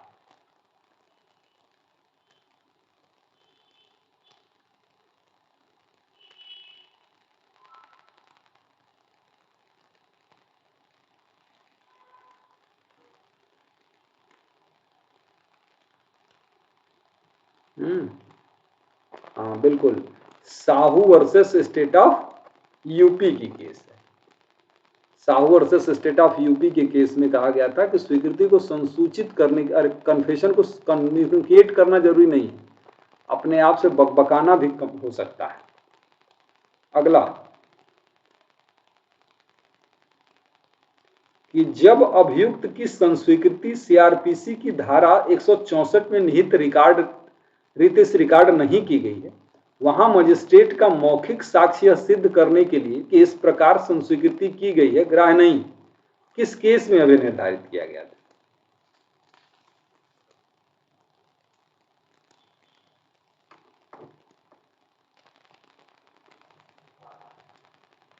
सिंघारा सिंह, उत्तर प्रदेश राज्य बनाम सिंघारा सिंह। इसी में केस में यह भी कहा जाता है कि कोई संस्वीकृति केवल मजिस्ट्रेट से कर देने मात्र से वो वैलिड नहीं हो जाती। इसमें यह भी कहा गया था कि केवल मजिस्ट्रेट से कह देने से संस्वीकृति वैध नहीं होती, वो तब वैध होती है जब मजिस्ट्रेट 164 के क्लास 2 के फॉर्मेलिटी को कंप्लीट करता।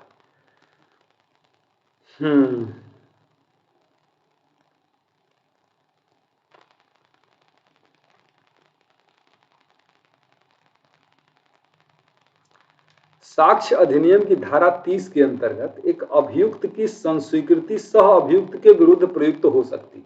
कैसे? अनुश्रुत साक्ष्य के रूप में, संपोषक, सारभूत, उपयुक्त में से कोई नहीं।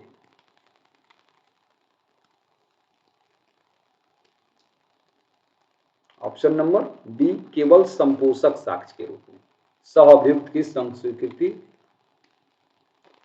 सिंघाड़ा मुझे बहुत पसंद है, तब तो तुमको केस भी बहुत पसंद है। अगला प्रश्न है आपके सामने ये,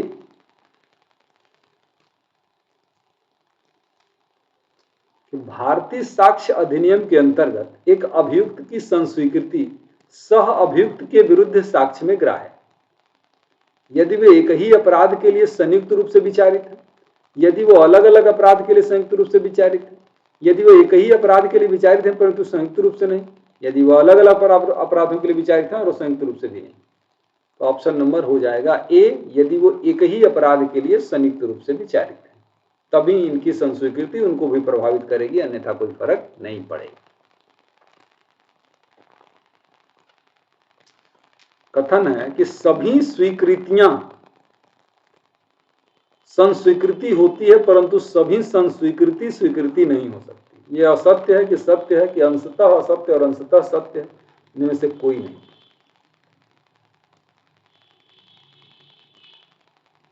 इसका सही ऑप्शन हो जाएगा सभी स्वीकृति संस्वीकृति संस्वीकृति होती है परंतु सभी संस्वीकृति स्वीकृति नहीं होती। ये तो असत्य है ना, ऑप्शन नंबर ए। ऑप्शन नंबर ए, इसका उल्टा सही होता है, सभी संस्वीकृतियां स्वीकृति होती है लेकिन सभी स्वीकृति संस्वीकृति नहीं होती है ना। तो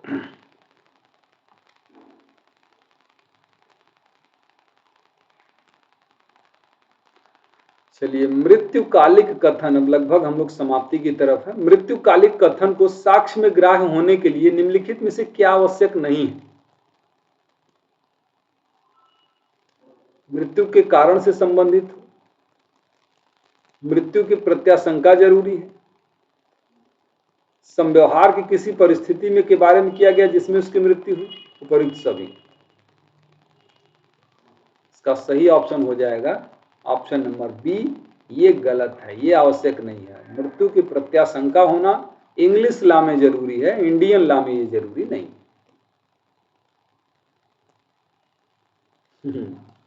नहीं, जनरली वैसे ही प्रश्न पूछे जाते हैं लेकिन ये वाला प्रश्न उलट दिया था।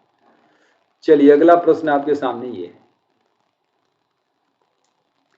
मृत्युकालिक कथन की सुसंगतता के बारे में भारतीय न्यायालयों में आधुनिक विचारधारा यह है कि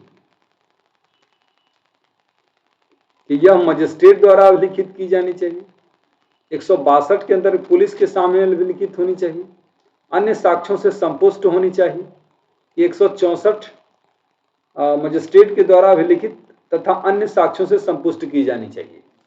मृत्युकालिक कथन के संबंध में इसमें से कौन सा स्टेटमेंट सही है?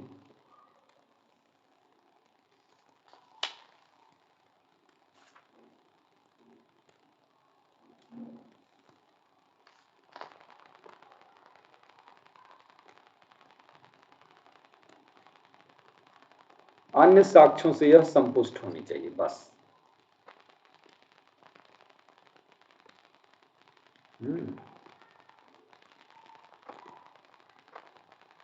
हालांकि इसमें एक केस जो है कौशल राव की केस है ना, Kaushal Rao versus state of Bombay, state of Bombay, ये सबसे इंपॉर्टेंट केस है इसमें। और इसमें कहा गया था कि जरूरी नहीं है, जैसे अन्य साक्ष्य होते हैं, जैसे वो अन्य साक्ष्य होते हैं वैसे ही डाइंग डिक्लेरेशन भी होता है, ये कमजोर नहीं है। अगर विश्वसनीय है तो अन्य साक्ष्यों से संपुष्ट किए बिना भी हो सकता, लेकिन अब है। चलिए, साक्ष्य की ग्राह्यता से संबंधित आवश्यकता का नियम यानी रूल ऑफ नेसेसिटी का उल्लेख कौन सी धारा में? 31, 32, 60, 61।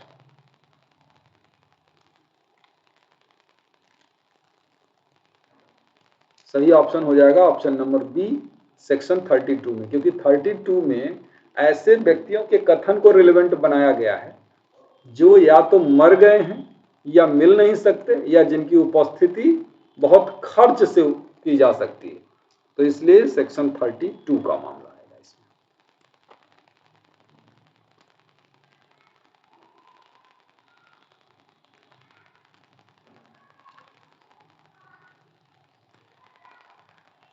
एक व्यक्ति अपनी मृत्यु के संबंध में मृत्युकालिक कथन करने के उपरांत मर जाता है, निम्नलिखित में से कौन सी परिस्थितियां उसे भारतीय साक्ष्य अधिनियम की धारा 32 के अधीन अग्राह्य बना देंगी?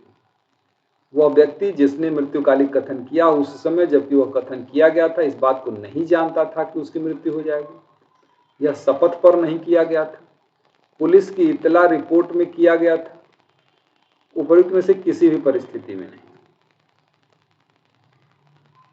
अग्राह्य बना देंगे। हाँ, ये सब उपयुक्त किसी भी परिस्थिति में नहीं, option number D, option number D हो जाएगा, है ना। ये भी जरूरी नहीं है कि उसकी मृत्यु हो जाएगी, शपथ पर होना भी जरूरी नहीं है, एफआईआर में भी हो सकता है, वो इत्तला में रिपोर्ट में किया गया था। हाँ, इससे भी वो अग्राह्य नहीं बन जाता, उपयुक्त में से किसी भी परिस्थिति में अग्राह्य नहीं बनेगा।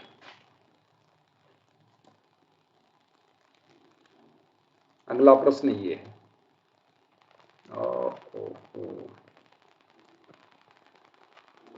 कि भारतीय साक्ष्य अधिनियम 1872 के कारोबार के अनुक्रम में की गई घोषणा ग्राह्य है। 32(7), 32(2), 32(4), 32(1) कारोबार के अनुक्रम में की गई घोषणा ग्राह्य है।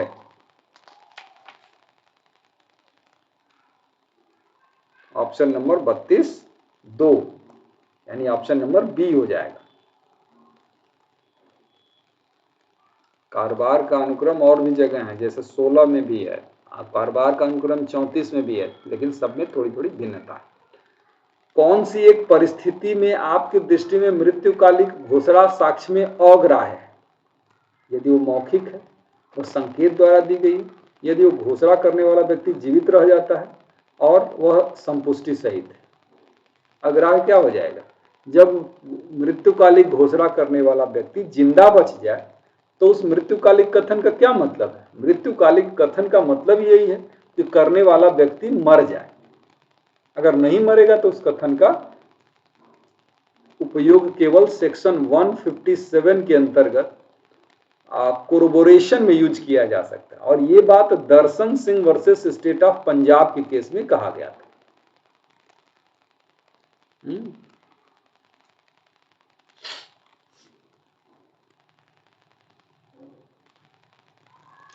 तो मृत्युकालिक कथन भारतीय साक्ष्य अधिनियम के अंतर्गत सुसंगत होने के लिए किसके सम्मुख होना चाहिए?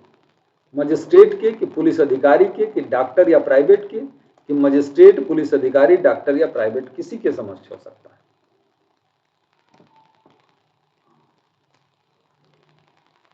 ये ऑप्शन नंबर डी सही हो जाएगा। मजिस्ट्रेट, पुलिस अधिकारी, डॉक्टर, प्राइवेट व्यक्ति, किसी के समक्ष हो सकता है। ये कन्फेशन थोड़ी है, डाइंग डिक्लेरेशन है, तो डाइंग डिक्लेरेशन किसी के सामने हो सकता है।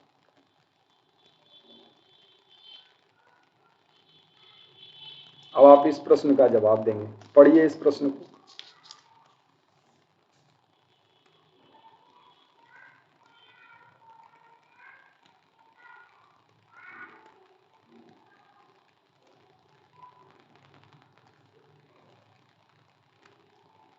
इसका सही ऑप्शन पहचान तो गए ही होंगे कहानी, ये ग्राह्य है, क्योंकि उसकी मृत्यु के संव्यवहार से संबंधित है। और ये पाकला नारायण स्वामी का फैक्ट है। पाकला नारायण स्वामी, एक लेटर आया, उसने अपनी पत्नी को बताया कि हम जा रहे हैं बहरामपुर पैसे लेने के लिए, और फिर उसके बाद उसका पता ही नहीं चला। 2 दिन बाद उसकी लाश एक डब्बे में पाई गई स्टेशन पर।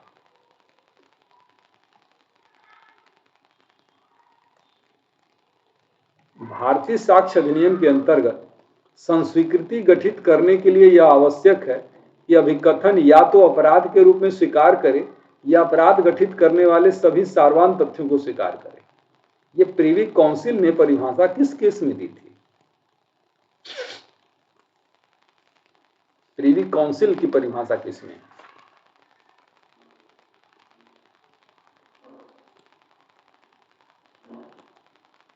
ये प्रीवी काउंसिल ने पाकला नारायण स्वामी वर्सेस एम्परर के केस में 1939 में दी थी, और यही चीज जो है सुप्रीम कोर्ट ने 1952 में पलविंदर कौर के केस में दी थी, है ना।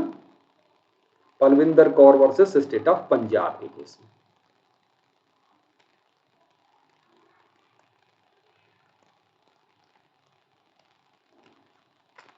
निम्नलिखित में से किस न्यायालय ने पाकला नारायण स्वामी बनाम एम्परर के वाद में निर्णय दिया था? ये तो बहुत आसान हो गया। पाकला नारायण स्वामी वर्सेस एम्परर के वाद में निर्णय किसने दिया था? कलकत्ता उच्च न्यायालय ने, प्रीवी काउंसिल ने, कि इसने? ऑप्शन नंबर बी सही हो जाएगा, प्रीवी काउंसिल ने। 1939।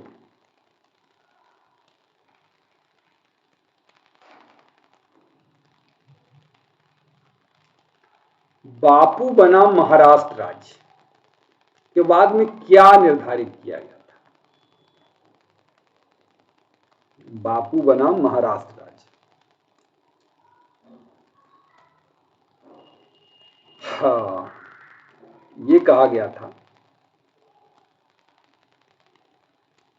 कि मृत्युकालिक कथन सिविल और आपराधिक दोनों ही मामलों में सुसंगत है। और ये बात 32 में भी कही गई है कि चाहे मामले की प्रकृति कैसी ही क्यों ना हो, प्रकृति कैसी ही क्यों ना हो का मतलब वो सिविल और क्रिमिनल किसी भी मामले में हो सकता है।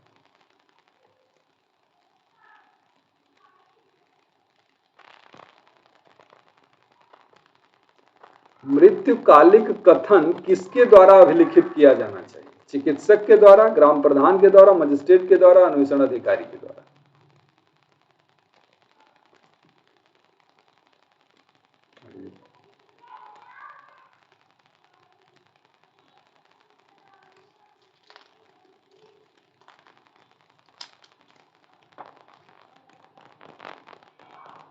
अब चूंकि ऐसे ऑप्शन आ जाए तब तो मजिस्ट्रेट ही सही रहेगा। हालांकि मृत्युकालिक कथन किसी भी व्यक्ति के द्वारा हो सकता है। अगला प्रश्न है कि एक वाद में एक साक्षी के परीक्षण एवं प्रति परीक्षण के उपरांत वादपत्र सक्षम अधिकारिता वाले न्यायालय में प्रस्तुत किए जाने के लिए वापस किया गया। उस न्यायालय में कार्यवाही प्रारंभ होने के पूर्व साक्षी की मृत्यु हो गई। उसकी अभिसाक्ष्य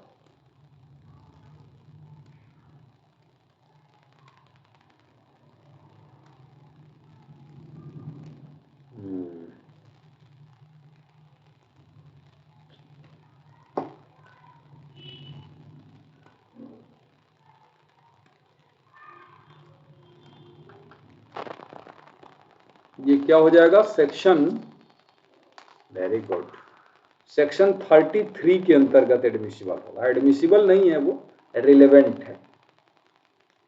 सेक्शन 33 के अंतर्गत रिलेवेंट। अगला सवाल ये है आपका कि निम्नलिखित में से कौन सा निर्णय लेखा पुस्तकों की प्रविष्टियों कब सुसंगत है से संबंधित? लेखा पुस्तकों की प्रविष्टियों से संबंधित कौन सा निर्णय? आर वर्सेस गोविंदा, पाकला नारायण स्वामी बनाम एम्परर, मोती सिंह बनाम UP, LK. Advani versus CBI.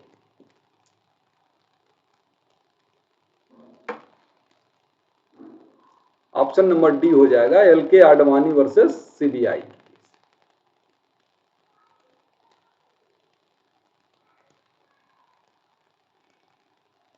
अगला प्रश्न है आपके सामने ये कि अ ने ब पर 1000 रुपए का वाद दायर किया तथा उसने अपनी लेखांकन डायरी में ब को इस रकम का ऋणी दर्शाया।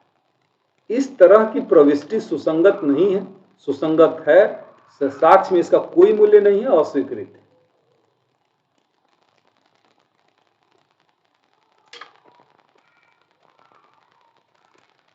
इसका सही ऑप्शन हो जाएगा बी, सुसंगत क्यों नहीं? लेखांकन डायरी में उसको ऋणी दर्शाया, सुसंगत है, लेकिन हाँ ध्यान रखिएगा वो डायरी ही इस बात का निश्चायक सबूत नहीं होगा कि उसी से निर्णय निकल जाए। हाँ, अदर एविडेंस भी देना पड़ेगा। किसी व्यक्ति के दायित्व को भारित करने के लिए पर्याप्त नहीं होगा, लेकिन रिलेवेंट तो होगा ही। अगला प्रश्न है आपका ये, भारतीय साक्ष्य अधिनियम की किस धारा को सूचना प्रौद्योगिकी अधिनियम 2000 द्वारा प्रतिस्थापित किया गया? सूचना प्रौद्योगिकी अधिनियम 2000 के द्वारा प्रतिस्थापित किया गया। 29 को, 35 को, 39 को कि 40 को? तो सही ऑप्शन हो जाएगा ऑप्शन नंबर सी, 39 को।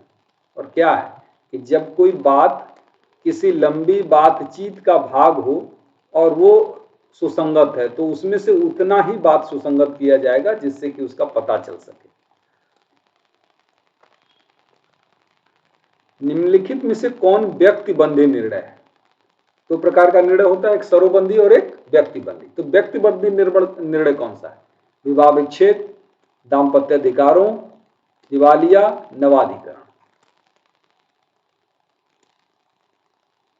इसका सही ऑप्शन हो जाएगा ऑप्शन नंबर बी, दाम्पत्य अधिकारों के प्रत्यास्थापन के बाद में जो निर्णय है वो व्यक्तिबंधी निर्णय है। और सर्वबंधी निर्णय क्या कहलाता है? जो विवाह के मामलों में हो, जो दिवालिया के मामले में हो, जो नवाधिकरण विषयक हो, जो प्रोबेट विषयक हो, इन सब मामलों में दिया गया निर्णय सर्वबंधी निर्णय कहलाता है।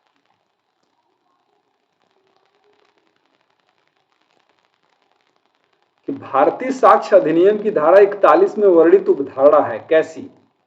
तथ्य की, विधि की खंडनी, तथ्य और विधि की उपधारणा, विधि की अखंडनीय उपधारणा।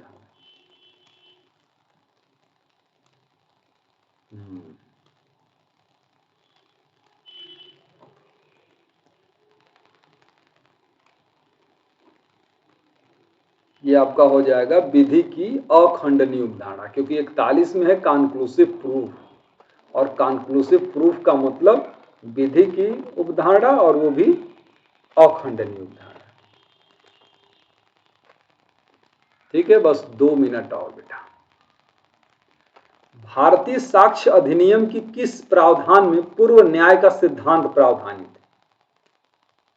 पूर्व न्याय का सिद्धांत किसमें प्रावधानित है? 140 में कि 40 में कि 164 में कि 160 में?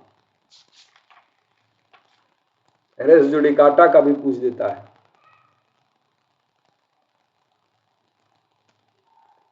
ये सेक्शन 40 है, क्योंकि जजमेंट की रिलेवेंसी के संबंध में प्रावधान 40 से लेकर 44 तक है। सामान्यतः जजमेंट रिलेवेंट नहीं होता, लेकिन कुछ मामलों में रिलेवेंट हो जाता है। जैसे 40 से 44 तक वो परिस्थितियां दी गई हैं जिसमें रिलेवेंट हो जाता है। चलिए अगला प्रश्न है,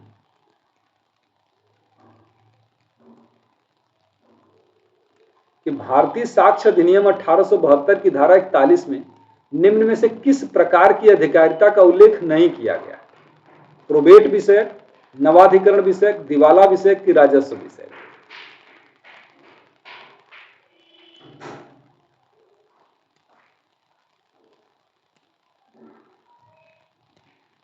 ये हो जाएगा ऑप्शन नंबर डी, राजस्व विषयक, क्योंकि ये तीनों तो उसमें आते ही हैं, और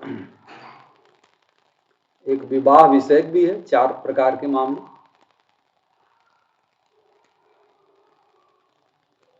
ये है आपका अगला प्रश्न, इसको पढ़िए, बढ़िया प्रश्न है।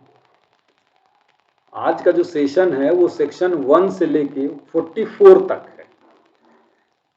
सेक्शन 1 से लेके 44 तक। क अपनी भूमि पर अतिचार के लिए ख पर वाद लाता है। ख उस भूमि पर मार्ग के लोक अधिकार का अस्तित्व विकसित करता है, जिसका क प्रत्याख्यान करता है। क द्वारा ग के विरुद्ध उसी भूमि पर अतिचार के लिए वाद में ग ने उसी मार्ग का अस्तित्व अभिकथित किया था और प्रतिवादी के पक्ष में डिग्री का अस्तित्व आया था। ये चीज सुसंगत है किंतु विबंध के रूप में लागू नहीं होगा। ये विसंगत है किंतु विचार करने योग्य। इस बात का निश्चायक सबूत है कि मार्गाधिकार अस्तित्व में। सुसंगत है किंतु इस बात का निश्चायक सबूत नहीं है।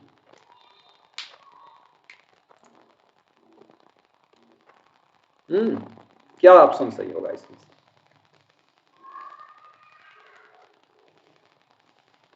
इसका ऑप्शन सही हो जाएगा ऑप्शन नंबर डी, सुसंगत तो है लेकिन इस बात का निश्चायक सबूत नहीं है कि मार्गाधिकार अस्तित्व में है।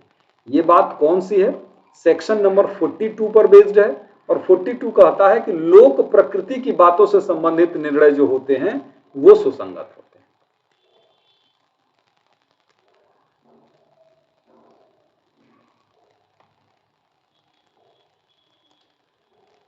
क्वेश्चन है कि ए ने बी के विरुद्ध भूमि के कब्जे की डिक्री प्राप्त की। बी का पुत्र सी परिणाम स्वरूप ए की हत्या कर देता है। उस निर्णय का अस्तित्व सुसंगत है हेतु दर्शित करने के लिए। साक्ष्य अधिनियम की 43 के अंदर सुसंगत नहीं है। ए और बी दोनों डी उपयुक्त में से कोई नहीं।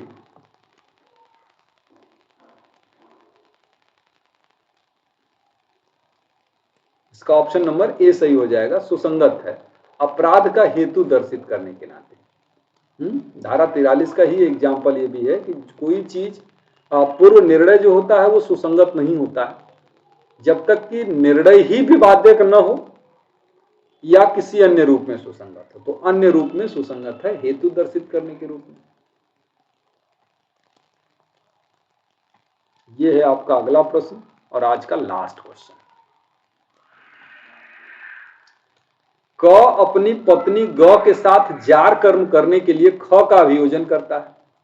ख इस बात का प्रत्याख्यान करता है कि क की पत्नी ग है, परंतु न्यायालय जार कर्म के लिए ख को दोष सिद्ध ठहराता है। तत्पश्चात क के जीवन काल में ख के साथ द्विविवाह करने के लिए ग वियोजित की जाती है। ग कहती है कि वो कभी कभी पत्नी ही नहीं थी। ख के विरुद्ध दिया गया निर्णय, एक बार आराम से इसको पढ़िए, क्योंकि जो लोग पढ़े हैं उनको तो याद है, लेकिन जो लोग नहीं पढ़े हैं उनके लिए समस्या है इस प्रश्न में। लॉजिकली ये सही नहीं लगता, लेकिन लीगली सही है।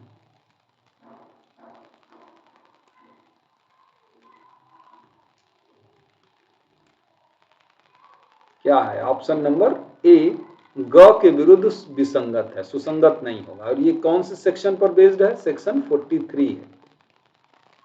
क्यों? क्योंकि उसमें पूर्व निर्णय विवादक नहीं था, तो विवादक नहीं है तो सुसंगत नहीं होगा पूर्व निर्णय। तो ये है आज का आपका सेशन। कल जो भी बच्चे लाइव कर रहे हैं, कल हम लोग फिर से शाम को 4 बजे फिर मिलेंगे इसमें, और 4 बजे फिर मिलेंगे तो इसके आगे के हिस्से की चर्चा करेंगे, यानी सेक्शन 45 से लेकर डिस्कस होगा 100 तक। हाँ बेटा गजला खान, चलिए थोड़ा सा अनअकैडमी के बारे में बता देते हैं आपको। अनअकैडमी देख रहे हैं आपके सामने, ये अनअकैडमी का प्लेटफॉर्म है, और इस अनअकैडमी के प्लेटफॉर्म पर आपको सब्सक्रिप्शन, जुडिशियरी से संबंधित प्रिपरेशन, लॉ से संबंधित जितने भी एग्जाम हैं उनकी प्रिपरेशन कराई जाती है। यहाँ पर इस समय सब्सक्रिप्शन लेने पर मिल रहा है आपको 20% का डिस्काउंट। 20, हाँ बेटा सोगा की क्लास रहेगी, 20% का डिस्काउंट मिलेगा। और ये बहुत लिमिटेड पीरियड का ऑफर है, क्योंकि हमेशा ये रहेगा नहीं, तो इसका लाभ लिया जा सकता है। आज से ही सफलता 5.0 कॉम्प्रिहेंसिव बैच की शुरुआत हुई है अनअकैडमी पर, और इसमें सारे मेजर लॉ कवर किए जाएंगे। सारे एजुकेटर जो हैं वो फैजन खान सर हैं, मैं हूं, सिद्धार्थ दुबे सर हैं, और अर्चना सुखीजा मैम है। 16 मार्च यानी आज से शुरू हुआ है, 12 महीनों की ड्यूरेशन होगी इसकी। इसको ज्वाइन किया जा सकता है सब्सक्रिप्शन लेके फिलहाल, और इस बैच का लाभ लिया जा सकता है। उसके अलावा बिहार जुडिशियरी का भी बैच एक 18 मार्च से यानी परसों से शुरू होगा, 6 महीने की ड्यूरेशन होगी। सारे मेजर और माइनर लॉ कवर किए जाएंगे, डाउट क्लियरिंग सेशन होगा, नोट्स भी मिलेगा, टेस्ट सीरीज भी मिलेगी, तो सारी चीजें मिलेंगी। और एजुकेटर जो होंगे मैं हूँ, शुभम उपाध्याय सर हैं, सोनू शर्मा सर हैं, और आनंद मिश्रा सर हैं।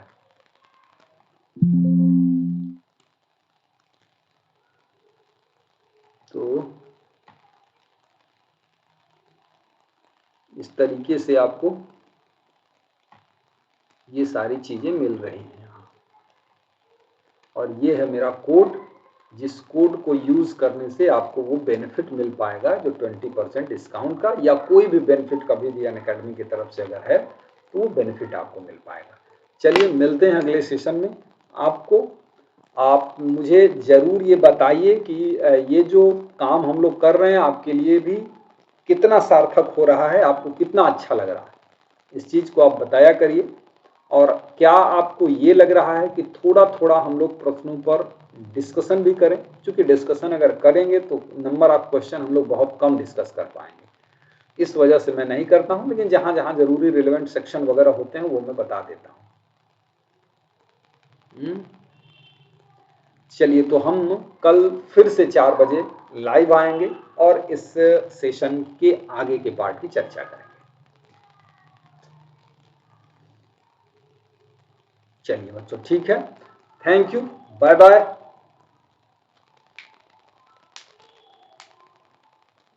बाय बाय, फिर मिलते हैं अगली क्लास में।